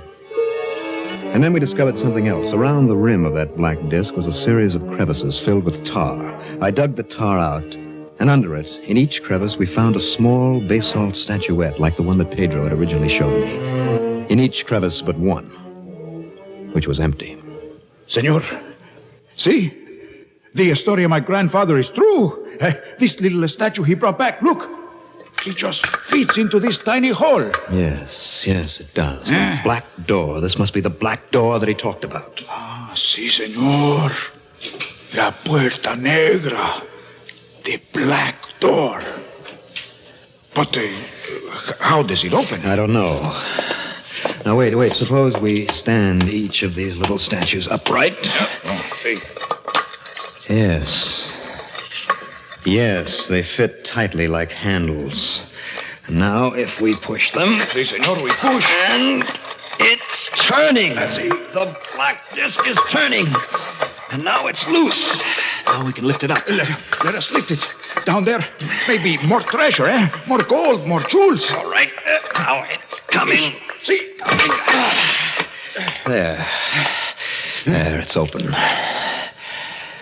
And there's a well-worn flight of steps leading down into the heart of the old volcano. We stood there, staring down to that black passageway that seemed to go down endlessly. I didn't like the looks of it, but Pedro had gold fever. He thought that there might be whole vaults of treasure down below. I couldn't talk him out of looking, so I went along, too. The tunnel sloped downward, ever downward to the heart of the ancient volcano. We came across evidence of much usage, broken pottery, strange carvings on the wall. Our curiosity led us on until presently we came to a cavern whose walls seemed to be lined by a curious growth. Senor, look! Yes, mushrooms, or something very much like mushrooms, solid sheets of it all lining the walls. No, senor, that is not what I mean. Look here. Look through here. Oh, a narrow crevice. There's a room in there. It's not a room. It is what is in the room. Come, shine your light. Then let us leave, senor. What has got you so worked up? It can't be treasure. I see. See? A skeleton, senor. Many skeletons. Hundreds many. Lying one upon the other. Yes, that rocky room is full of human bones, and much as I hate to say it... What, senor? The ones I can see best have tooth marks on them. Oh, senor, let us leave here swiftly. Let us return to the airplane, eh? Let us take the treasure and go. Easy now, Pedro. These bones have been here hundreds of years, maybe thousands. Old bones or new bones, I do not like these bones. There's no cause for alarm and... I don't know. Why does the senor study so hard the mushrooms on the wall? Well, these mushrooms certainly haven't been here for 1,000 years, and along here it looks to me as if big handfuls of them have been broken off. Broken off? For why? There's only one thing I know of you can do with mushrooms, and that's eat them. Pedro and I stood staring at each other. I was pretty sure that something, or somebody, had recently been eating that mushroom-like fungus. And I was beginning to wonder what, or who, when we heard it from somewhere far down below us. Senor, what is that? It sounded like a dog howling. A dog? No, that is no dog. What if it's not a dog? What is it? A demon, senor. A devil. Oh, forget that superstition. There's something down there, impossible as it seems, something living. And if we do not leave, there will be something dying down here, senor. Please, come. Yes, but I'm trying to figure out what on earth that could... Senor Landrich, those are not dogs upstairs. The statues, the people with heads of dogs upon them. Does the senor not realize what it is that is howling? Until that second, I hadn't made the connection. And then I realized the full significance of those statues. It couldn't be. It was impossible. But what other answer was there? We turned to head for the surface, and just as we did so, I saw something coming up the tunnel toward us. Something that was a pallid white shape in the light of my flashlight. Something running on all fours and howling hungrily as it did so. Shoot, senor, shoot! Okay, that stopped it. Now, let's get out of here. We didn't even stop to look at what I'd shot. I'm not sure I wanted to look. We just turned and ran up that long tunnel to the surface. And as we went, the howling things pursued us. We could hear them behind us like a pack of hungry animals. From time to time, I turned to fire my gun. But that seemed to scare them. We finally popped out into that ruined temple with the 12 dog-headed gods. And I understood at last what that black door was for. It sealed the entrance to the underground world where they lived. Pedro and I flung ourselves on the ground. A great round slab of black rock was, and we couldn't move it. It was wedged open somehow, and we couldn't get it closed. Senor, quickly! They will follow us in a moment. Gathered down there beyond the first bend. Obviously, they don't like light. They are getting up their courage. Now, we gotta shut them in. We can't let those things loose. But we can't shut the black door. We can do nothing. The helicopter, quickly. I got it. The dynamite in the helicopter. We'll blow in the mouth of the tunnel. But, senor... You heard me. It'll only take 60 seconds. Yeah, that'll keep them quiet another minute or two. Now, come on. Help me with that case of dynamite. It took us less than a minute to get the case of dynamite, bring it back inside the temple, and light a fuse. And then I shoved the whole case down the steps into the black tunnel. Pedro and I hurried back into the open, scrambled into the helicopter, and started the motor just in case. Senor Landry. What is it? The treasure. The jewels. We did not bring them. We can get them after the tunnel is blown in. You don't want to tangle with those dog-headed creatures, do you? No, por los santos, no. But, senor, what are they? They must be demons, for surely they are not of this world. Well, I agree with you, but they're not demons. Listen.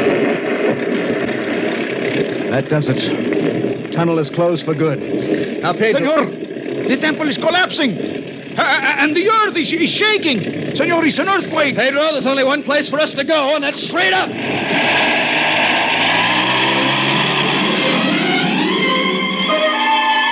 The helicopter jumped 1,000 feet straight up, just before the temple crashed on the spot where we had been. And then we watched from a box seat while the lost city crumbled into ruins. The dynamite blast had triggered off an earthquake, and the earthquake rocked the ground like a man shaking a baby's rattle.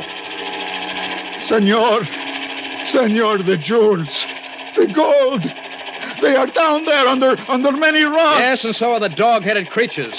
Suppose they'd got loose on the world after being caged underground for thousands of years. Oh, I can only think of all that pressure.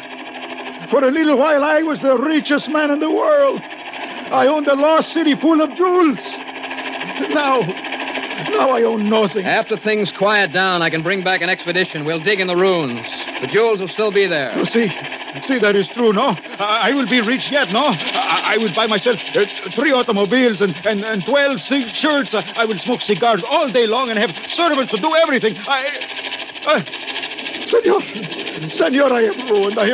What is it now? The dead volcano. He's coming to life. See, the smoke is coming from the ground. Senor, fly higher or we are doomed.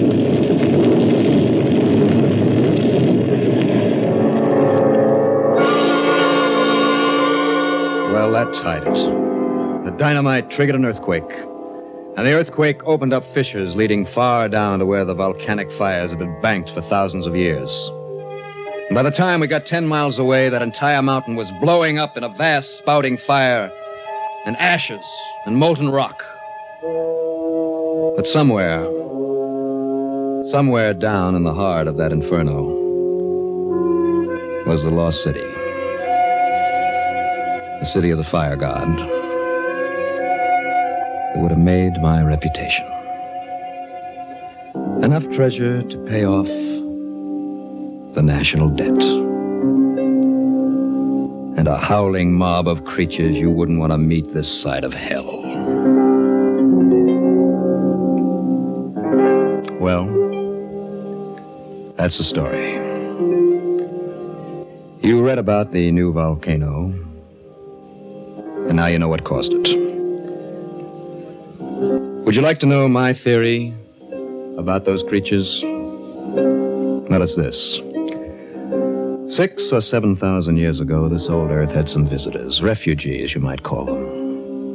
And some of them settled in Egypt, some in Central America. They brought some highly scientific skills with them, including the secret of overcoming gravity. They ruled for a while, worshipped as gods, and then died out. All except a few who found inside an old volcano a spot just about like home. The native priests managed to lock them in behind that black door and kept them prisoners. After the natives died out, the dog people existed underground, living on mushrooms and keeping their race alive on an animal level. Now they're gone now. But here's a tip for the Army and the Air Force. When you land your first missiles on the moon, keep your eyes open and your guns ready. Because inside those tremendous craters of the moon, living far underground where, maybe, there's still warmth and air, I have a hunch you're going to be running into people. Moon people. Who look a lot like us. Except for their heads.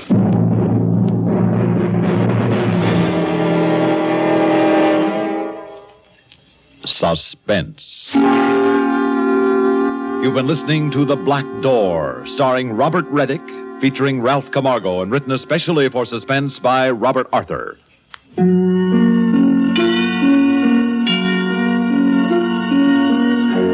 Suspense is produced and directed by Bruno Zerato Jr. Music supervision by Ethel Huber. Listen again next week when we return with Man Trap, written by John Roberts. Another tale well calculated to keep you in suspense. Listen to Carol Burnett and Richard Hayes weeknights on the CBS Radio Network. 64 years ago in the waning days of suspense here on Classic Radio Theater with Wyatt Cox. If you'd like to support the podcast, visit our webpage at classicradio.stream. We have items for sale there. You can buy me a copy. You can also find the links to support us by purchasing Professor B's Digestive Aid. That's all there at classicradio.stream. Use promo code Wyatt to save 10%. and to support the program. Up next on Classic Radio Theater, an episode of Calling All Cars.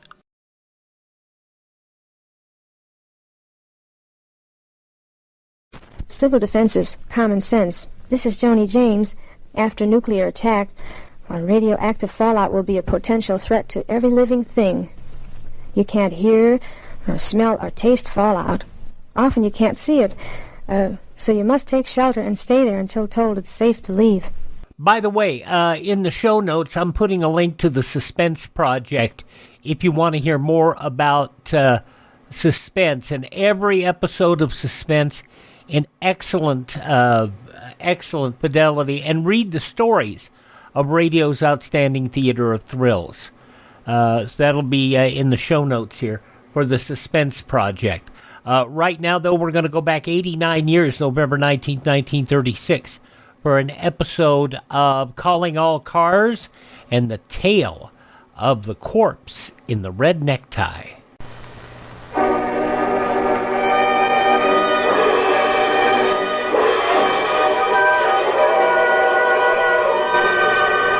Calling All Cars, the copyrighted program created by the Rio Grande Oil Company. Los Angeles Police calling all cars. Attention all Los Angeles County Sheriff's cars. Broadcast 156. Investigate the nude body of a man found in Latigo Canyon. No clues as to identity except one red necktie found on his neck. That's all. Rosenquist.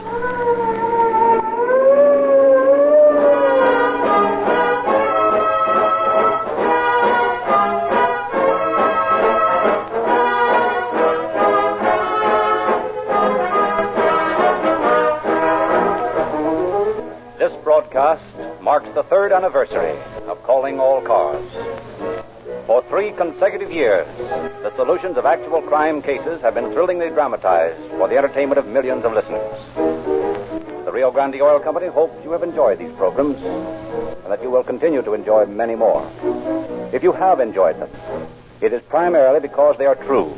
Truth is not only stranger, but more convincing than fiction. Calling All Cars faithfully portrays the tempo of the modern war on crime. It is your sheriff, your chief of police, your district attorney, your fire chief who is dramatized here. Their courage, their devotion to duty, their efficiency is real. Calling All Cars is not merely a play. It is a segment of life. It gives you a vivid picture of what is done in this modern world to make your daily goings and comings safe, to guard what you own and protect what you cherish. In these brilliant achievements, Rio Grande is happy to be playing a small but vital part. Rio Grande cracked gasoline is used in more police cars, fire engines, ambulances, and other emergency equipment wherever it is sold than any other brand. Los Angeles, Oakland, Berkeley, Fresno, Santa Barbara, San Diego, Maricopa, the largest county in Arizona, and many, many other cities and counties have specified Rio Grande cracked gasoline month after month. You can buy from your independent Rio Grande dealer exactly the same gasoline that these police cars use. If it is sufficiently outstanding to be chosen time after time for police cars, it should be the gasoline for you. And now, once again, we present Chief James E. Davis of the Los Angeles Police Department. Chief Davis. Good evening, friends. Tonight, another milestone rolls by as Calling All Cars enters its 3rd year of broadcasting. 156 weeks have gone by since the initial broadcast. 156 cases have been dramatized for the vast listening audience. Tonight, I should like to express my appreciation to you, as the audience, for having made Calling All Cars possible, and to my brother law enforcement agencies for their willing cooperation at all times. And now, I take pleasure in presenting Captain A.C. Jewell, Under-Sheriff of Los Angeles County. Captain Jewell. Thank you, Chief Davis. Good evening, friends. There's an old saying, give a man enough rope and he'll hang himself. That is a theory that we of the Los Angeles Sheriff's Office works on. A man is innocent of a crime he has been accused of and is telling the truth when questioned. He should have no difficulty in giving the same answers every time. But if the man is lying, he has to remember every tiny thing he has said, which usually proves to be too great a task for his mind. So, we give a man enough rope, or, in other words, get him to talk while we are making shorthand notes of his conversation. Then, we begin all over again. Ask the same questions in a little different order and check the original answers against the new one. And invariably, after repeating this process a few times, the truth is certain to come out. This is one of the many reasons why, once we get a guilty person and have a little chance to use this effective method of questioning on them, there's little chance of their ending up anywhere but where they belong, in the penitentiary.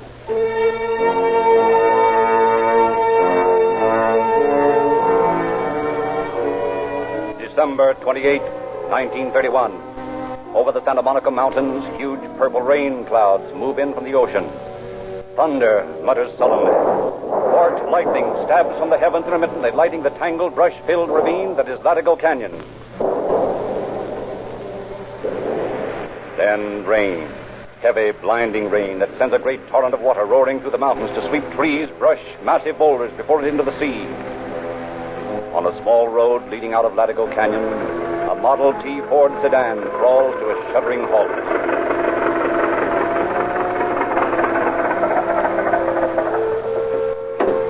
Two men climb out, sink up to their knees in the soft mud. We gotta hurry. The storm's getting worse. Yeah, come on. Give me a hand with him. Okay. I'll take his leg. Hey, you gonna leave the tie on him? Yeah, sure. Can't waste any time. Come on. All right. We'll carry him over here by the cliff. Come on. Hurry. Oh. Okay. Hey, this is all right. Now, over the edge. Shall I throw his clothes over, too? Oh, no. We'll get rid of them later somewhere up the road. Now, let's get out of here. We gotta hurry or we'll get caught here by the rain.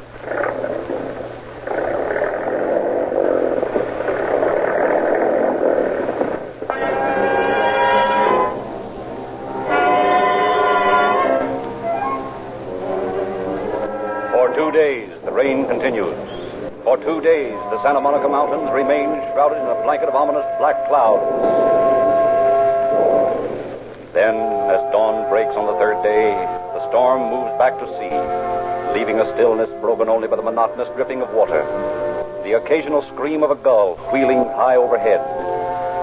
In the little sheriff's substation of Malibu Canyon, Deputies Chapman and Nestor are preparing to drive into Santa Monica Station when a car slides to a skidding stop in front. A man climbs out, hurries to the door. Looks like we got visitors, Ed. Yeah, in a hurry, too. Are you the sheriff? Well, not exactly the whole sheriff, but I'm in charge here. Well, you'll do. There's a body up the road. A dead body. What? Yeah, and it hasn't any clothes on it. Now, wait a minute, mister. Take it easy. Well, I'm so doggone out of breath that I can't talk very well. You say there's a body in the road? Yeah. Where? Up in Latigo Canyon. It hasn't any clothes on it. So you said. Oh, I didn't find it. Brown did. One of the boys working on the road with me. But he said he didn't have any clothes. I think we better go out there and take a look, Joe. I can take you back to the camp in my car if you want to. The fellow that found it's waiting up there. No, we'll follow you in our car. Save you the trip back. Brown says it looks like murder. What made him say that? Because the body didn't have any clothes except a necktie around his neck. All right, you go ahead and we'll follow. And don't try to break any speed records on these roads. It's too slippery. No, sir. I won't. You just follow me.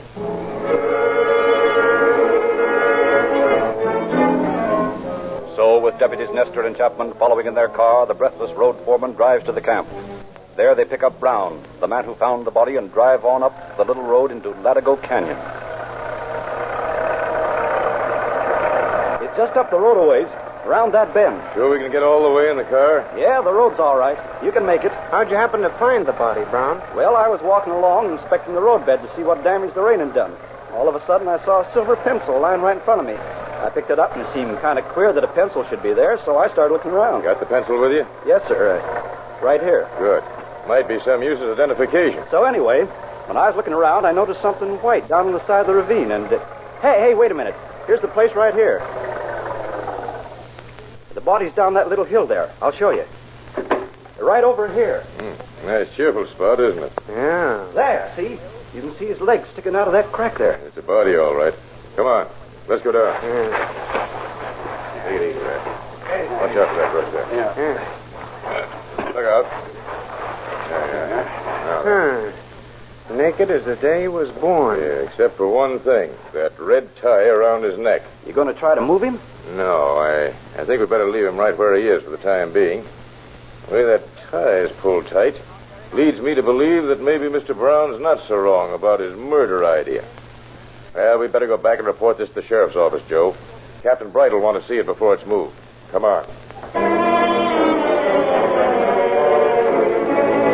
Notified by phone of the gruesome discovery, Captain Bright, in charge of the homicide detail, proceeds directly to the scene, examines the body. Nothing's been touched since he was found? No, sir. All right, boys. Set up your camera and shoot this from all angles. Yes, sir. Come on, Al. Give me your hand here. Any signs of identification on him? We didn't look for any, Captain. Thought you'd want to do that. Good. Well, let's see. We got to figure a way of getting him out of here. That's going to be a job, sir. Probably have to use ropes. Yeah, looks like it. You got those shots yet, boys? All set, Captain. Good enough. Rush him into town and get some prints made as soon as possible. Tell the boys in the office I'll be in as soon as I can. Yes, sir. Come on, Al. Let's go. Now, all we have to do is figure out how to get a block and tackle rigged up here, and we can get started trying to identify the body.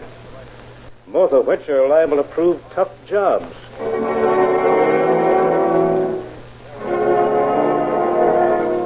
And a tough job it proves to be. But at last the corpse is raised to the road above and placed in an ambulance.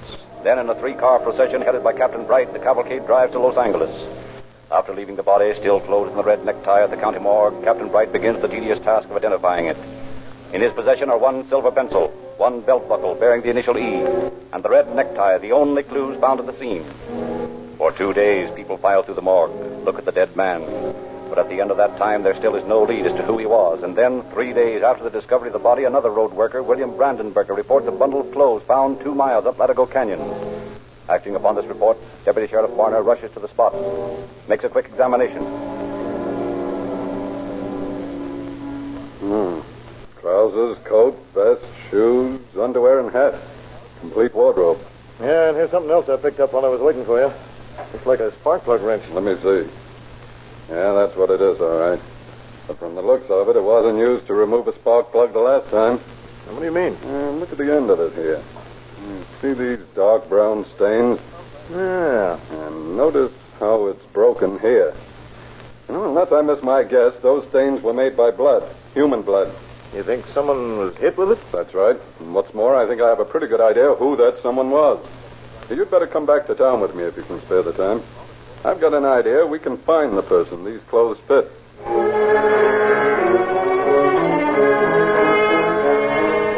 And Deputy Sheriff Barner proves to be right when the clothes are found to fit the mysterious corpse in the county morgue. A laundry mark found in the socks gives the officers their first real lead to work on, and losing no time, they set out on a tour of all the laundries in town, hoping to find the one that will have a mark coinciding with theirs. But after 2 days' intensive canvassing, no such place is found. Then, acting on a sudden hunch, Captain H.C. Brewster of the Santa Monica Sheriff's Office with Deputies F.P. Dickerson and O.H. Cloud turn from the laundries to local pickup stations. And the very first place they go in Sawtell, their luck changes. Why, sure, I know them clothes. They're little Jack Irwin's. I'd know them anytime. You know where this Irwin lives? Sure, over at the soldier's home. He's a veteran. Anybody over there know them clothes, too. Everybody knows little Jack. Thanks a lot. Oh, I may want to ask you a few questions a little later. You here all the time? Sure thing. Anytime you want me, I'm right here. That's fine. Come on, boys. Let's take a ride over to the soldier's home.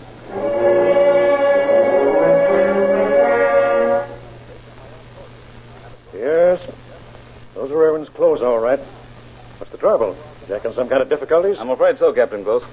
In fact, he's dead. Murdered. What? Little Jack Irwin murdered? Why, that seems impossible. He was liked by everybody. Nevertheless, Captain, his body was found out in Latigo Canyon 3 days ago. Clothed in no more than a necktie. We found these clothes up the roadways. Well, who did it? That's one of the things we'd like to know. You couldn't make any suggestions, could you? No, I can't think of anyone who'd do it. Any particular spot where he might have spent a lot of time? You know, pool halls, spots like that? Well, there's Jack Shower's store down the road a ways. That's where some of the men spend a good deal of time. You know any of his particular pals here at the home? No, I don't think I do. You see, I don't get a chance to see much of the men, my duties and all that sort of thing. Of course, Captain. Well, boys, we might as well look this Jack Shower's place over. There's a chance we might get a lead. Goodbye, Captain, and thanks. Well, let me know if you find anything out, will you? I'd certainly like to get my hands on whoever did this. Don't you worry. If we find the person, we'll take care of him, all right? Very good care. Come on, boys, let's go. By golly, that's too bad. Dirty shame, that's what it is. Why, that poor old devil wouldn't have a chance in a fight of any sort. He was weak. Well, tell me, Mr. Showers, when was the last time you saw Irwin? Last time? Well, let me see. It was sometime around noon on the 28th, I think. Yeah, 28th. I remember because it was just a couple of days after Christmas. Was he with anyone at that time? Oh, sure. He always had a couple of people with him. Friendly sort of cuss, you know. Matter of fact, he went away with two young fellas last time I saw him. Did he have any money with him? Yes. I remember changing a couple of tenners for him. He seemed to always have a lot of money on him. Had a great big diamond stick pin and a diamond ring, too. Now, tell me, Showers, was Little Jack a drinker? I mean, a heavy one? Well, he wasn't no teetotaler. That day, I remember he was pretty woozy. I had to ask the fellas with him to take him out before he got into trouble. You know who those fellows were? No, one of them, named Hendricks. John Hendricks, I think it is. Good, we'll run that down right away. Know where he lives? Well, I heard him say something about a street in Pasadena. Big Street, something like that. That's about all. And that's plenty. Cloud. Yes, sir? You better get on that right away. Go to Pasadena and find a John Hendricks on Lake Street. If you find him, bring him in with you. Okay. I'm going to stay around here and question a few more people. See you back in town. Right. So long.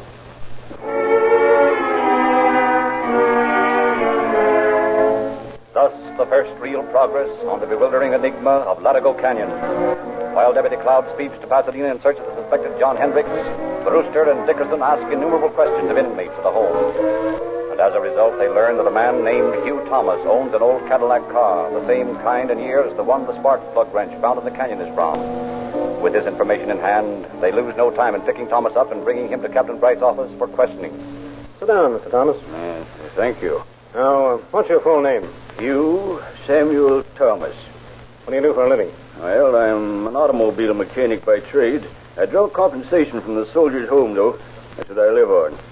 Have you ever been in jail, Thomas? Yes, sir. Once on a check charge here in L.A. I'm on probation right now. Any other times? A few times for vagrancy. At all? Yes, sir. Do you own a car? Yes. An old Cadillac? That's right. Mr. Thomas, have you ever seen this spark plug wrench before? Why, let me look. It's from the same make as your car. Yeah, I know that. Is that your wrench? Well, as a matter of fact, it is. I can tell from this little broken piece here. Where'd you get it? Don't you know? No, sir. That's why I'm asking. It was picked up off the road about 2 miles from when we found the body of little Jack Irwin. Jack Irwin? Yeah. You know him? Sure. I knew him out at the home. Know anything about his death? No, sir. I didn't even know he was dead. He was murdered, Thomas. And we have a pretty good idea that it was this wrench that did the job. How do you figure that? You mean my wrench? That's right. Well, I don't know anything about it. Good gosh, you don't think I had something to do with it, do you? Well, it doesn't look any too good for you, does it? But I didn't have anything to do with it, honest. You're going to stick to that? Of course, it's true. I'm afraid we'll have to hold you on suspicion of murder until we make a little more investigation, Thomas. But I didn't even know he was dead. This is the first time I've heard of it. I'm sorry, Thomas. You may be the most innocent man in the world. For the time being, until we explain this wrench, I'll have to hold you in custody. Oh. That's all.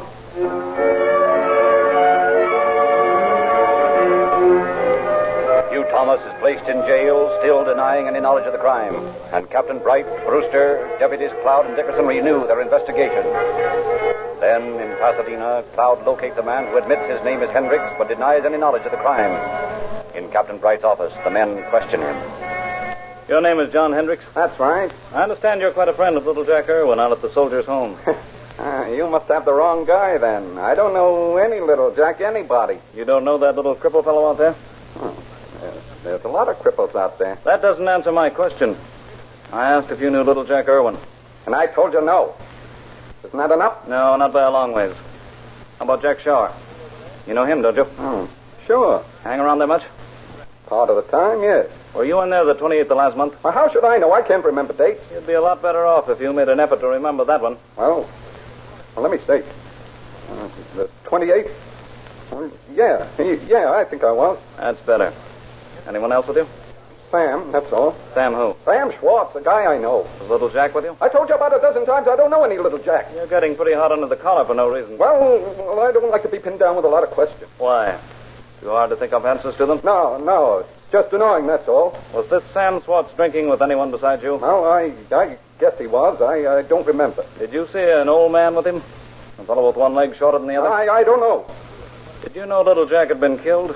I I read about some guy being killed last week. Is that the guy you mean? Yeah. Little Jack Irwin. Well, all I know was what I read in the paper. How'd the paper say he was killed?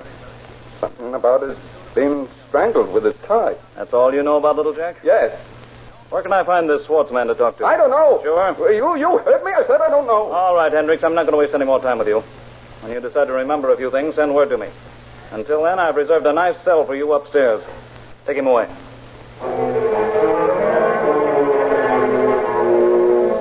So the second suspect is lodged in jail, and the investigation resumed. But an hour after Hendricks has been locked in his cell, a report comes in from Samuel Schwartz stating that John Hendricks had stolen his car. Faced with this new development, Schwartz is brought in for questioning. Oh, that was very convenient of you, Mr. Schwartz. Calling in at that moment, I mean. What do you mean, convenient? Well, we were just going out to look for you. We didn't know quite where to begin. And then, suddenly, there you are. What's the idea of looking for me? Your friend Hendricks mentioned you a few times, and we were questioning him. Thought you might be able to clear up a few things. Hendricks ain't my friend any longer. He stole my car. He used to be your friend. That right? Yeah, I guess so. Schwartz, I want to know where you were about noon on December the 28th. Well, I was a lot of places. Where, for instance? Oh, we drove around town, stopped over at Hendricks' sister's house for a while, and... What time did you go to Jack Shower's place? Did Hendricks say we were in Shower's place? It doesn't matter what Hendricks said. What do you say? Well, I don't know what time it was. We were there for a while. Were you with little Jack Irwin? No, I was with Hendricks. But you bought little Jack a couple of drinks, didn't you? No, sir. I don't remember that.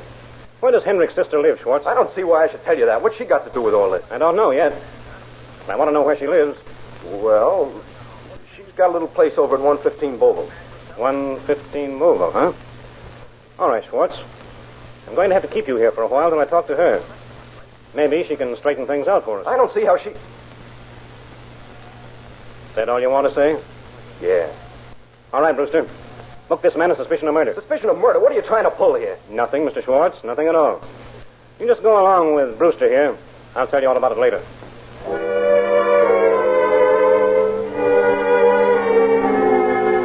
So Sam Schwartz is put away in the county jail as number 3 suspect.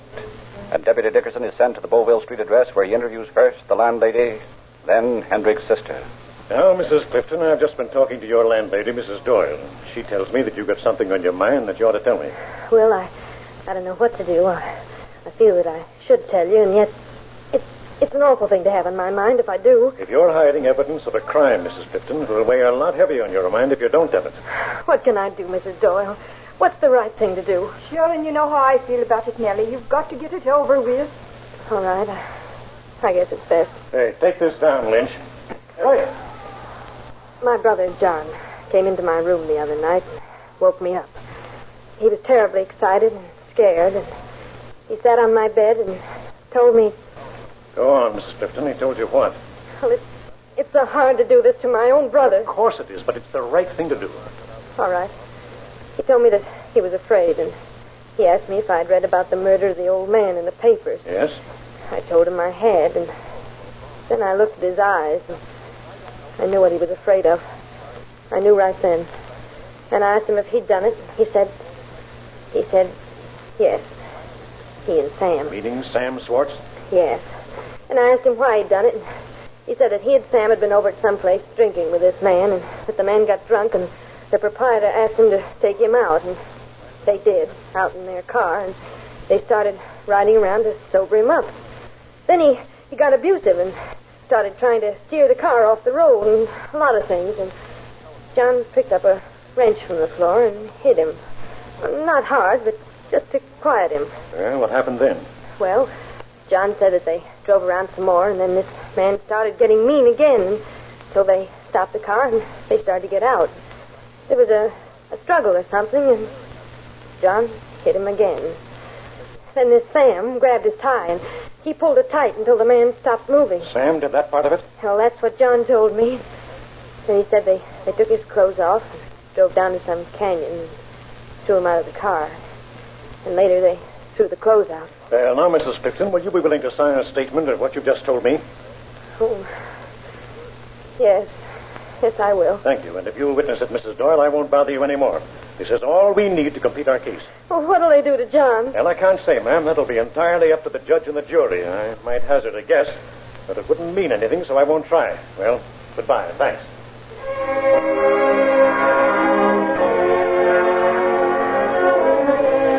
Armed with a full confession from Hendrick's sister, the first suspect, Hugh Thomas, is released, and Captain Bright feels the evidence strong enough to bring the men to trial. Then, suddenly, in the midst of it, a sudden new development throws the courtroom into confusion.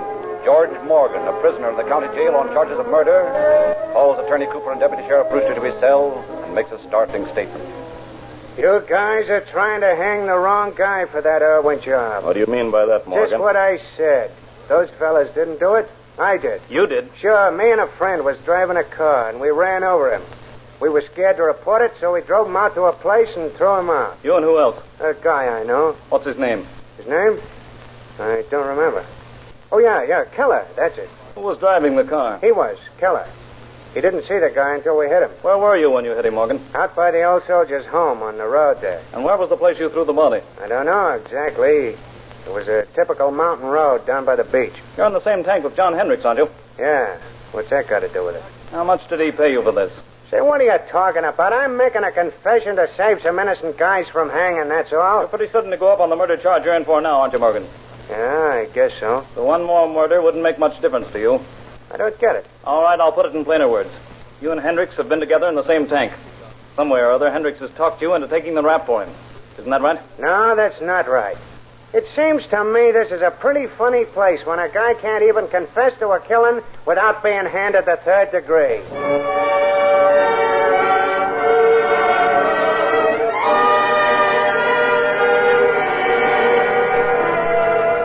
But when Confessor Morgan is questioned closely as to the details of the crime, he becomes so confused that it is obvious he is lying. So Hendricks and Schwartz are tried in Judge Fletcher Boren's court on charges of murder and robbery. And at 11:30 on the morning of March 19th, 3 months after the brutal slaying in Latigo Canyon, the jury files in and hands the verdict to the court clerk. Will the clerk read the verdict, please? We, the jury, find the defendants guilty of murder in the first degree and recommend life imprisonment.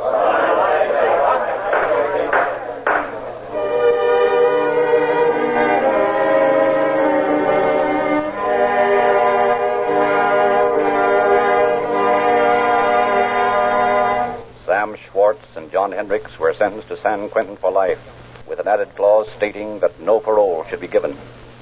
So, through the work of Captain Bright, Deputies Brewster, Dickerson, and Cloud, the brutal slaying of little Jack Irwin was solved, and the perpetrators placed in the penitentiary for as long as they shall live. In our 3 years' association with law enforcement agencies, we have developed profound respect for the efficiency of the men on the firing line who guard your life and property against fire, accident, and crime. They take no chances of failure in the trust the public imposes. Every man must be alert and ready for action. Every car roadworthy and ready to go. We feel it is no ordinary testimonial when these masters of efficiency themselves show their respect for our products by using Rio Grande cracked gasoline in more police cars, fire engines, ambulances, and other emergency equipment wherever it is sold than any other brand. You will find Rio Grande cracked gasoline just as capable of police car performance in your car. And Sinclair motor oil is just as dependable. Sinclair Pennsylvania and Sinclair Opaline are both thoroughly de-waxed, de-jellied motor oils in refinery-sealed, tamper-proof cans. If you want to do something that will delight the heart of some boy or girl, get a free copy of Calling All Cars News from any independent Rio Grande service station and learn how you can secure junior detective and G-man outfits for them absolutely free. Police badges, fingerprint outfits, sirens, more than a dozen gifts, all free.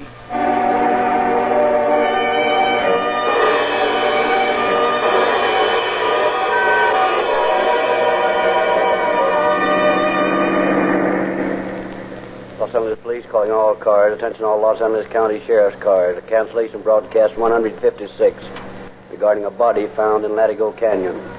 This case has now been solved. And that's all. Rolls and quits.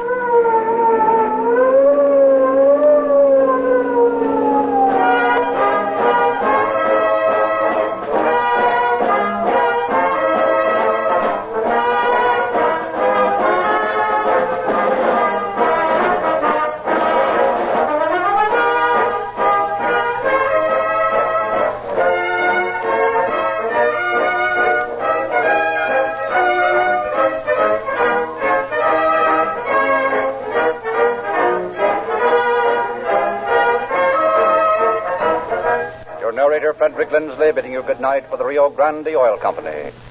Only broadcast on the west coast of the United States because that's the only place that Rio Grande gasoline was available. Calling all cars 89 years ago, November 19th, 1936, here on Classic Radio Theater with Wyatt Cox. Up next, let's see what's going on with Claudia and David.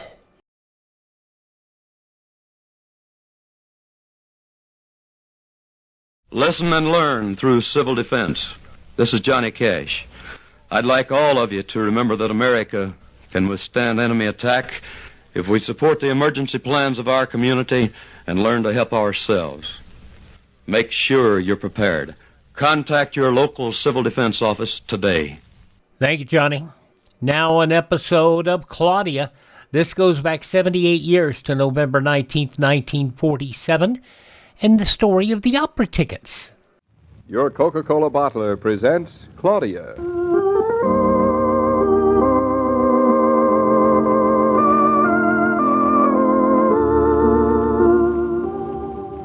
Claudia, based on the original stories by Rose Franken. Brought to you, transcribed, Monday through Friday by your friendly neighbor who bottles Coca-Cola. Relax, and while you're listening, refresh yourself. Have a Coke.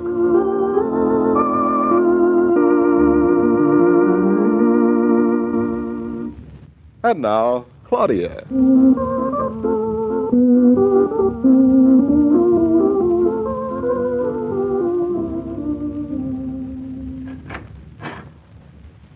Hey, is the lady of the house in? The lady of the house is in here. Where is here? In the bedroom. Where'd you think? I could think in the kitchen, in the cupboard, under the piano we haven't got, in the bathtub. Hi. Say, what are you doing? I'm starting to undress. That was the general impression that I got. Why? Because I was dressed up. Well, that is something you have to do before you undress. Yes, I follow it that far. But I still don't get it at this time of day. Say, you aren't sick or something? Me sick? Sure you haven't picked up that round robin cold your mother and I had? Oh, not a sniffle. I never catch cold. You know that. Don't boast. You will if you stand around in a slip like that. I still don't know why you're undressing. I'm not anymore. I'm dressing up again. I was just rehearsing. Sounds like a fire drill. Timing yourself? Nope, I was just seeing how I looked in an evening gown. You look right nice in an evening gown. You going somewhere? Got a date. Oh, that's good. I think it's going to be very good. With anybody I know? He's tall, handsome, very masterful. And I'm very much in love with him. That's nice. Now, what's up for tonight? Nothing. What would you like to do? Nothing, but you said we had a date. Oh, didn't I tell you the date isn't tonight, it's tomorrow night? You haven't told me anything up to this moment that makes sense. I'm sure I told you over the phone this afternoon. Oh, no, that's right. When I called your office, you were out. I did mention it to Roger. And Roger was out when I got back to the office. Now, suppose you bring me up to date. Julia sent us tickets to the theater. Then we have got a date for tonight. I didn't say for tonight, it's for tomorrow night. Oh, and that's why you were dressing up when I came in. I wasn't dressing up, I was dressing on. I mean, I was undressing. I was just trying on my gown. To go to the theater tomorrow night? From a long experience of looking gift horses in the mouth, people usually give away tickets to the theater because they know it's a dull show. Oh, it couldn't be that. Julia told me they'd got mixed up and they had tickets to the horse show, too, or something. And they would rather look at horses because it would be more fun. What show? Tristan. Tristan. And Isolde. That's what I thought you said. Look, Claudia, Tristan is an opera. I know. You don't call going to the opera going to a show. Come right out with it, like a man. Say opera right off. It's one of those times when it's permissible to call a spade a spade. Don't you like music? I love music. Well, don't you like Tristan, then? I love Tristan. Well, then what? I do not like the opera. Oh. But that's where they play Tristan. I mean, if you like Tristan, that's where you hear it. Not me, my ducky. I take my Tristan on the phonograph or on the radio. But then you can't see it. Exactly, my sweet. Music was meant to be heard, not seen. Have you ever noticed at the opera how people sit with their eyes closed? Real music lovers. That's how they enjoy the music more. No, darling. That is so that they will not enjoy it less. What? By closing their eyes, they manage to shut out the image of a 360-pound Tristan pouring out his love to a 380-pound Isolde. Oh, all opera stars aren't fat, are they? No, not all of them. Well, then, come on, be a gambler. Take a chance. Maybe our Tristan and Isolde will be nice and romantic tomorrow night. There isn't a chance. Are these the tickets on the dresser? Yep. Oh, What now? worse and more of it. These are box seats. Isn't that the best? There couldn't be anything worse. In the first place, there's the chairs. What's wrong with the chairs? Little spindly gold things, and your leg goes to sleep. And then there's the people. What's wrong with the people? Everything's wrong with the people. People who sit in boxes sit there not to hear music, but to be seen hearing music. And then they're not sound asleep, and they're sound asleep and snoring, a nice little upper-class snores. If they're not doing that, they're You talking. don't make it sound very attractive. Look, darling, you really wanted to go, didn't you? Huh? Well, You got yourself all in the frame of mind to look forward to it. sort of. Then, we're going to the opera tomorrow night. What's more, we'll have a swell time. You change your tune very quickly. Well, I never tried listening to Tristan sitting beside the woman I love. That sounds very romantic the way you say it. A king of England was pretty romantic when he said it, too, darling. David, can a woman ever be so important to a man that he could give up the most important thing in his life for her and not regret it? Why, I'd give up the widest mountain. No. I'd give up the deepest river. I'd give up the throne of England if I had you. Do you realize you didn't kiss me when you came home? And what do you think I'm doing now? Kissing me.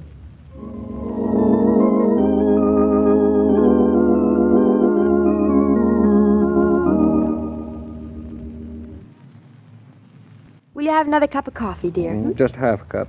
You know, darling, this box at the opera for tomorrow night raises certain rather fundamental problems. As for instance? Well, for one, I can't sit beside a beautiful woman in evening clothes dressed in my comfortable old flannel suit. You look nice in your dinner jacket. Darling, my dinner jacket would be just as out of place at an opera box as a suit of overalls. I don't follow you. A dinner jacket is dress enough to sit in the orchestra at the opera, but nothing less than tails is acceptable in a box.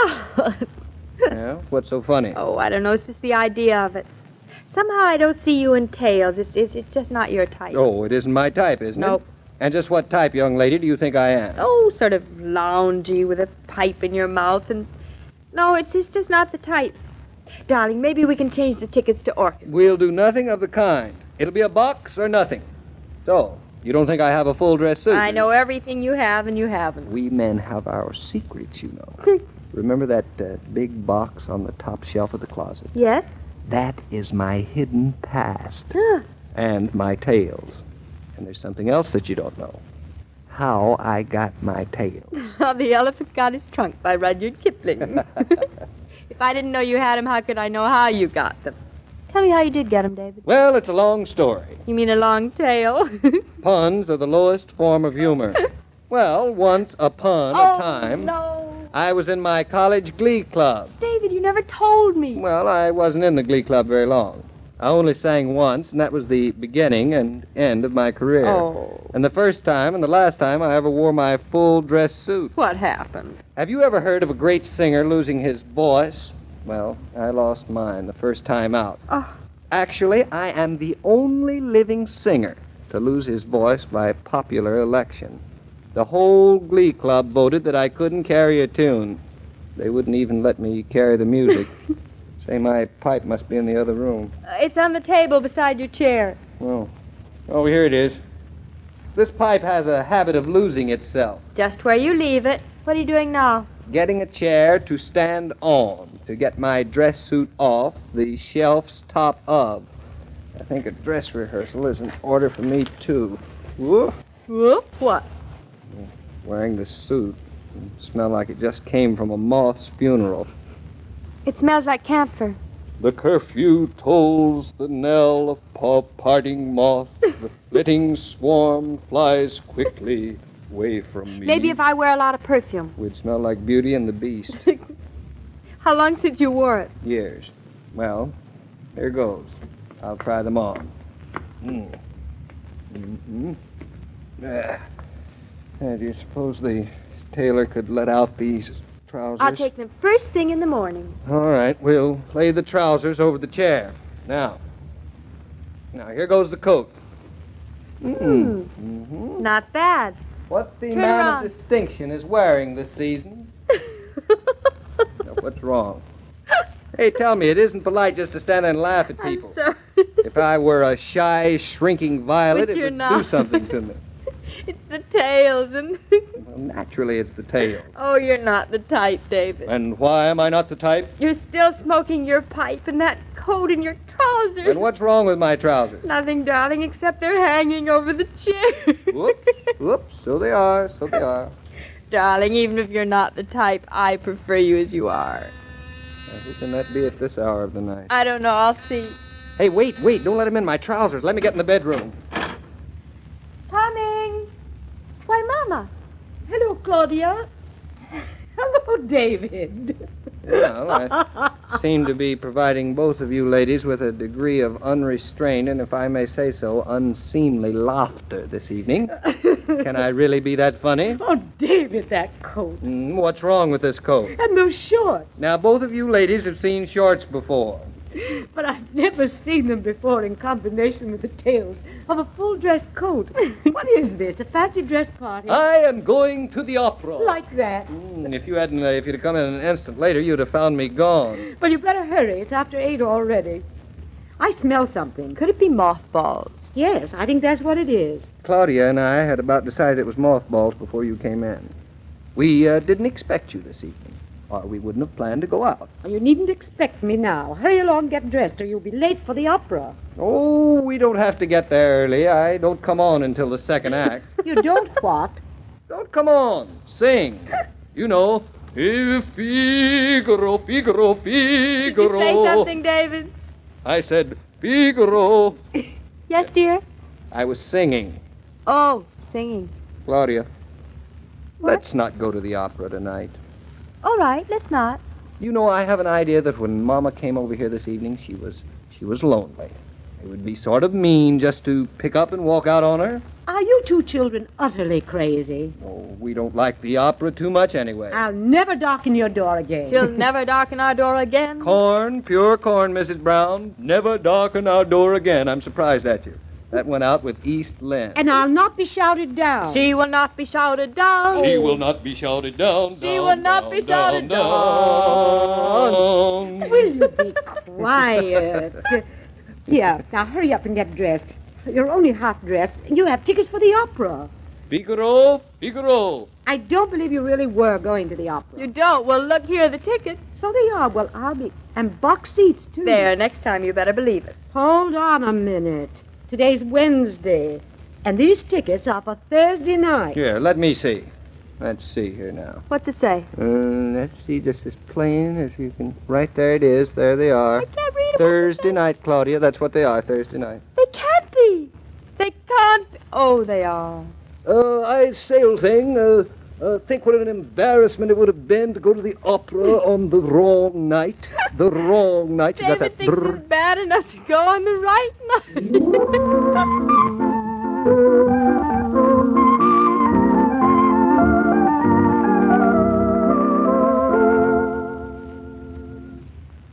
All story material used on this broadcast of Claudia was under the supervision of Rose Franken and William Brown Maloney.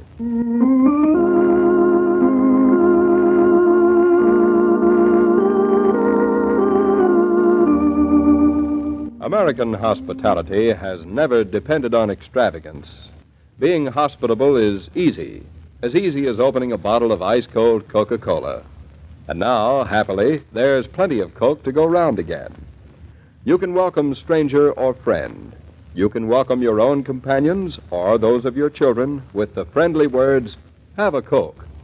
Then watch them sit back and enjoy your hospitality and the pause that refreshes.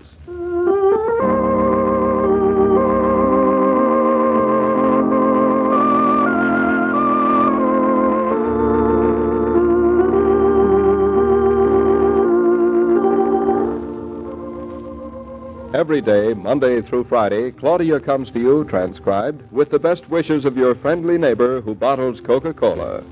So listen again tomorrow at the same time. And now, this is Joe King saying au revoir, and remember, whoever you are, whatever you do, wherever you may be, when you think of refreshment, think of Coca-Cola. For ice-cold Coca-Cola makes any pause the pause that refreshes.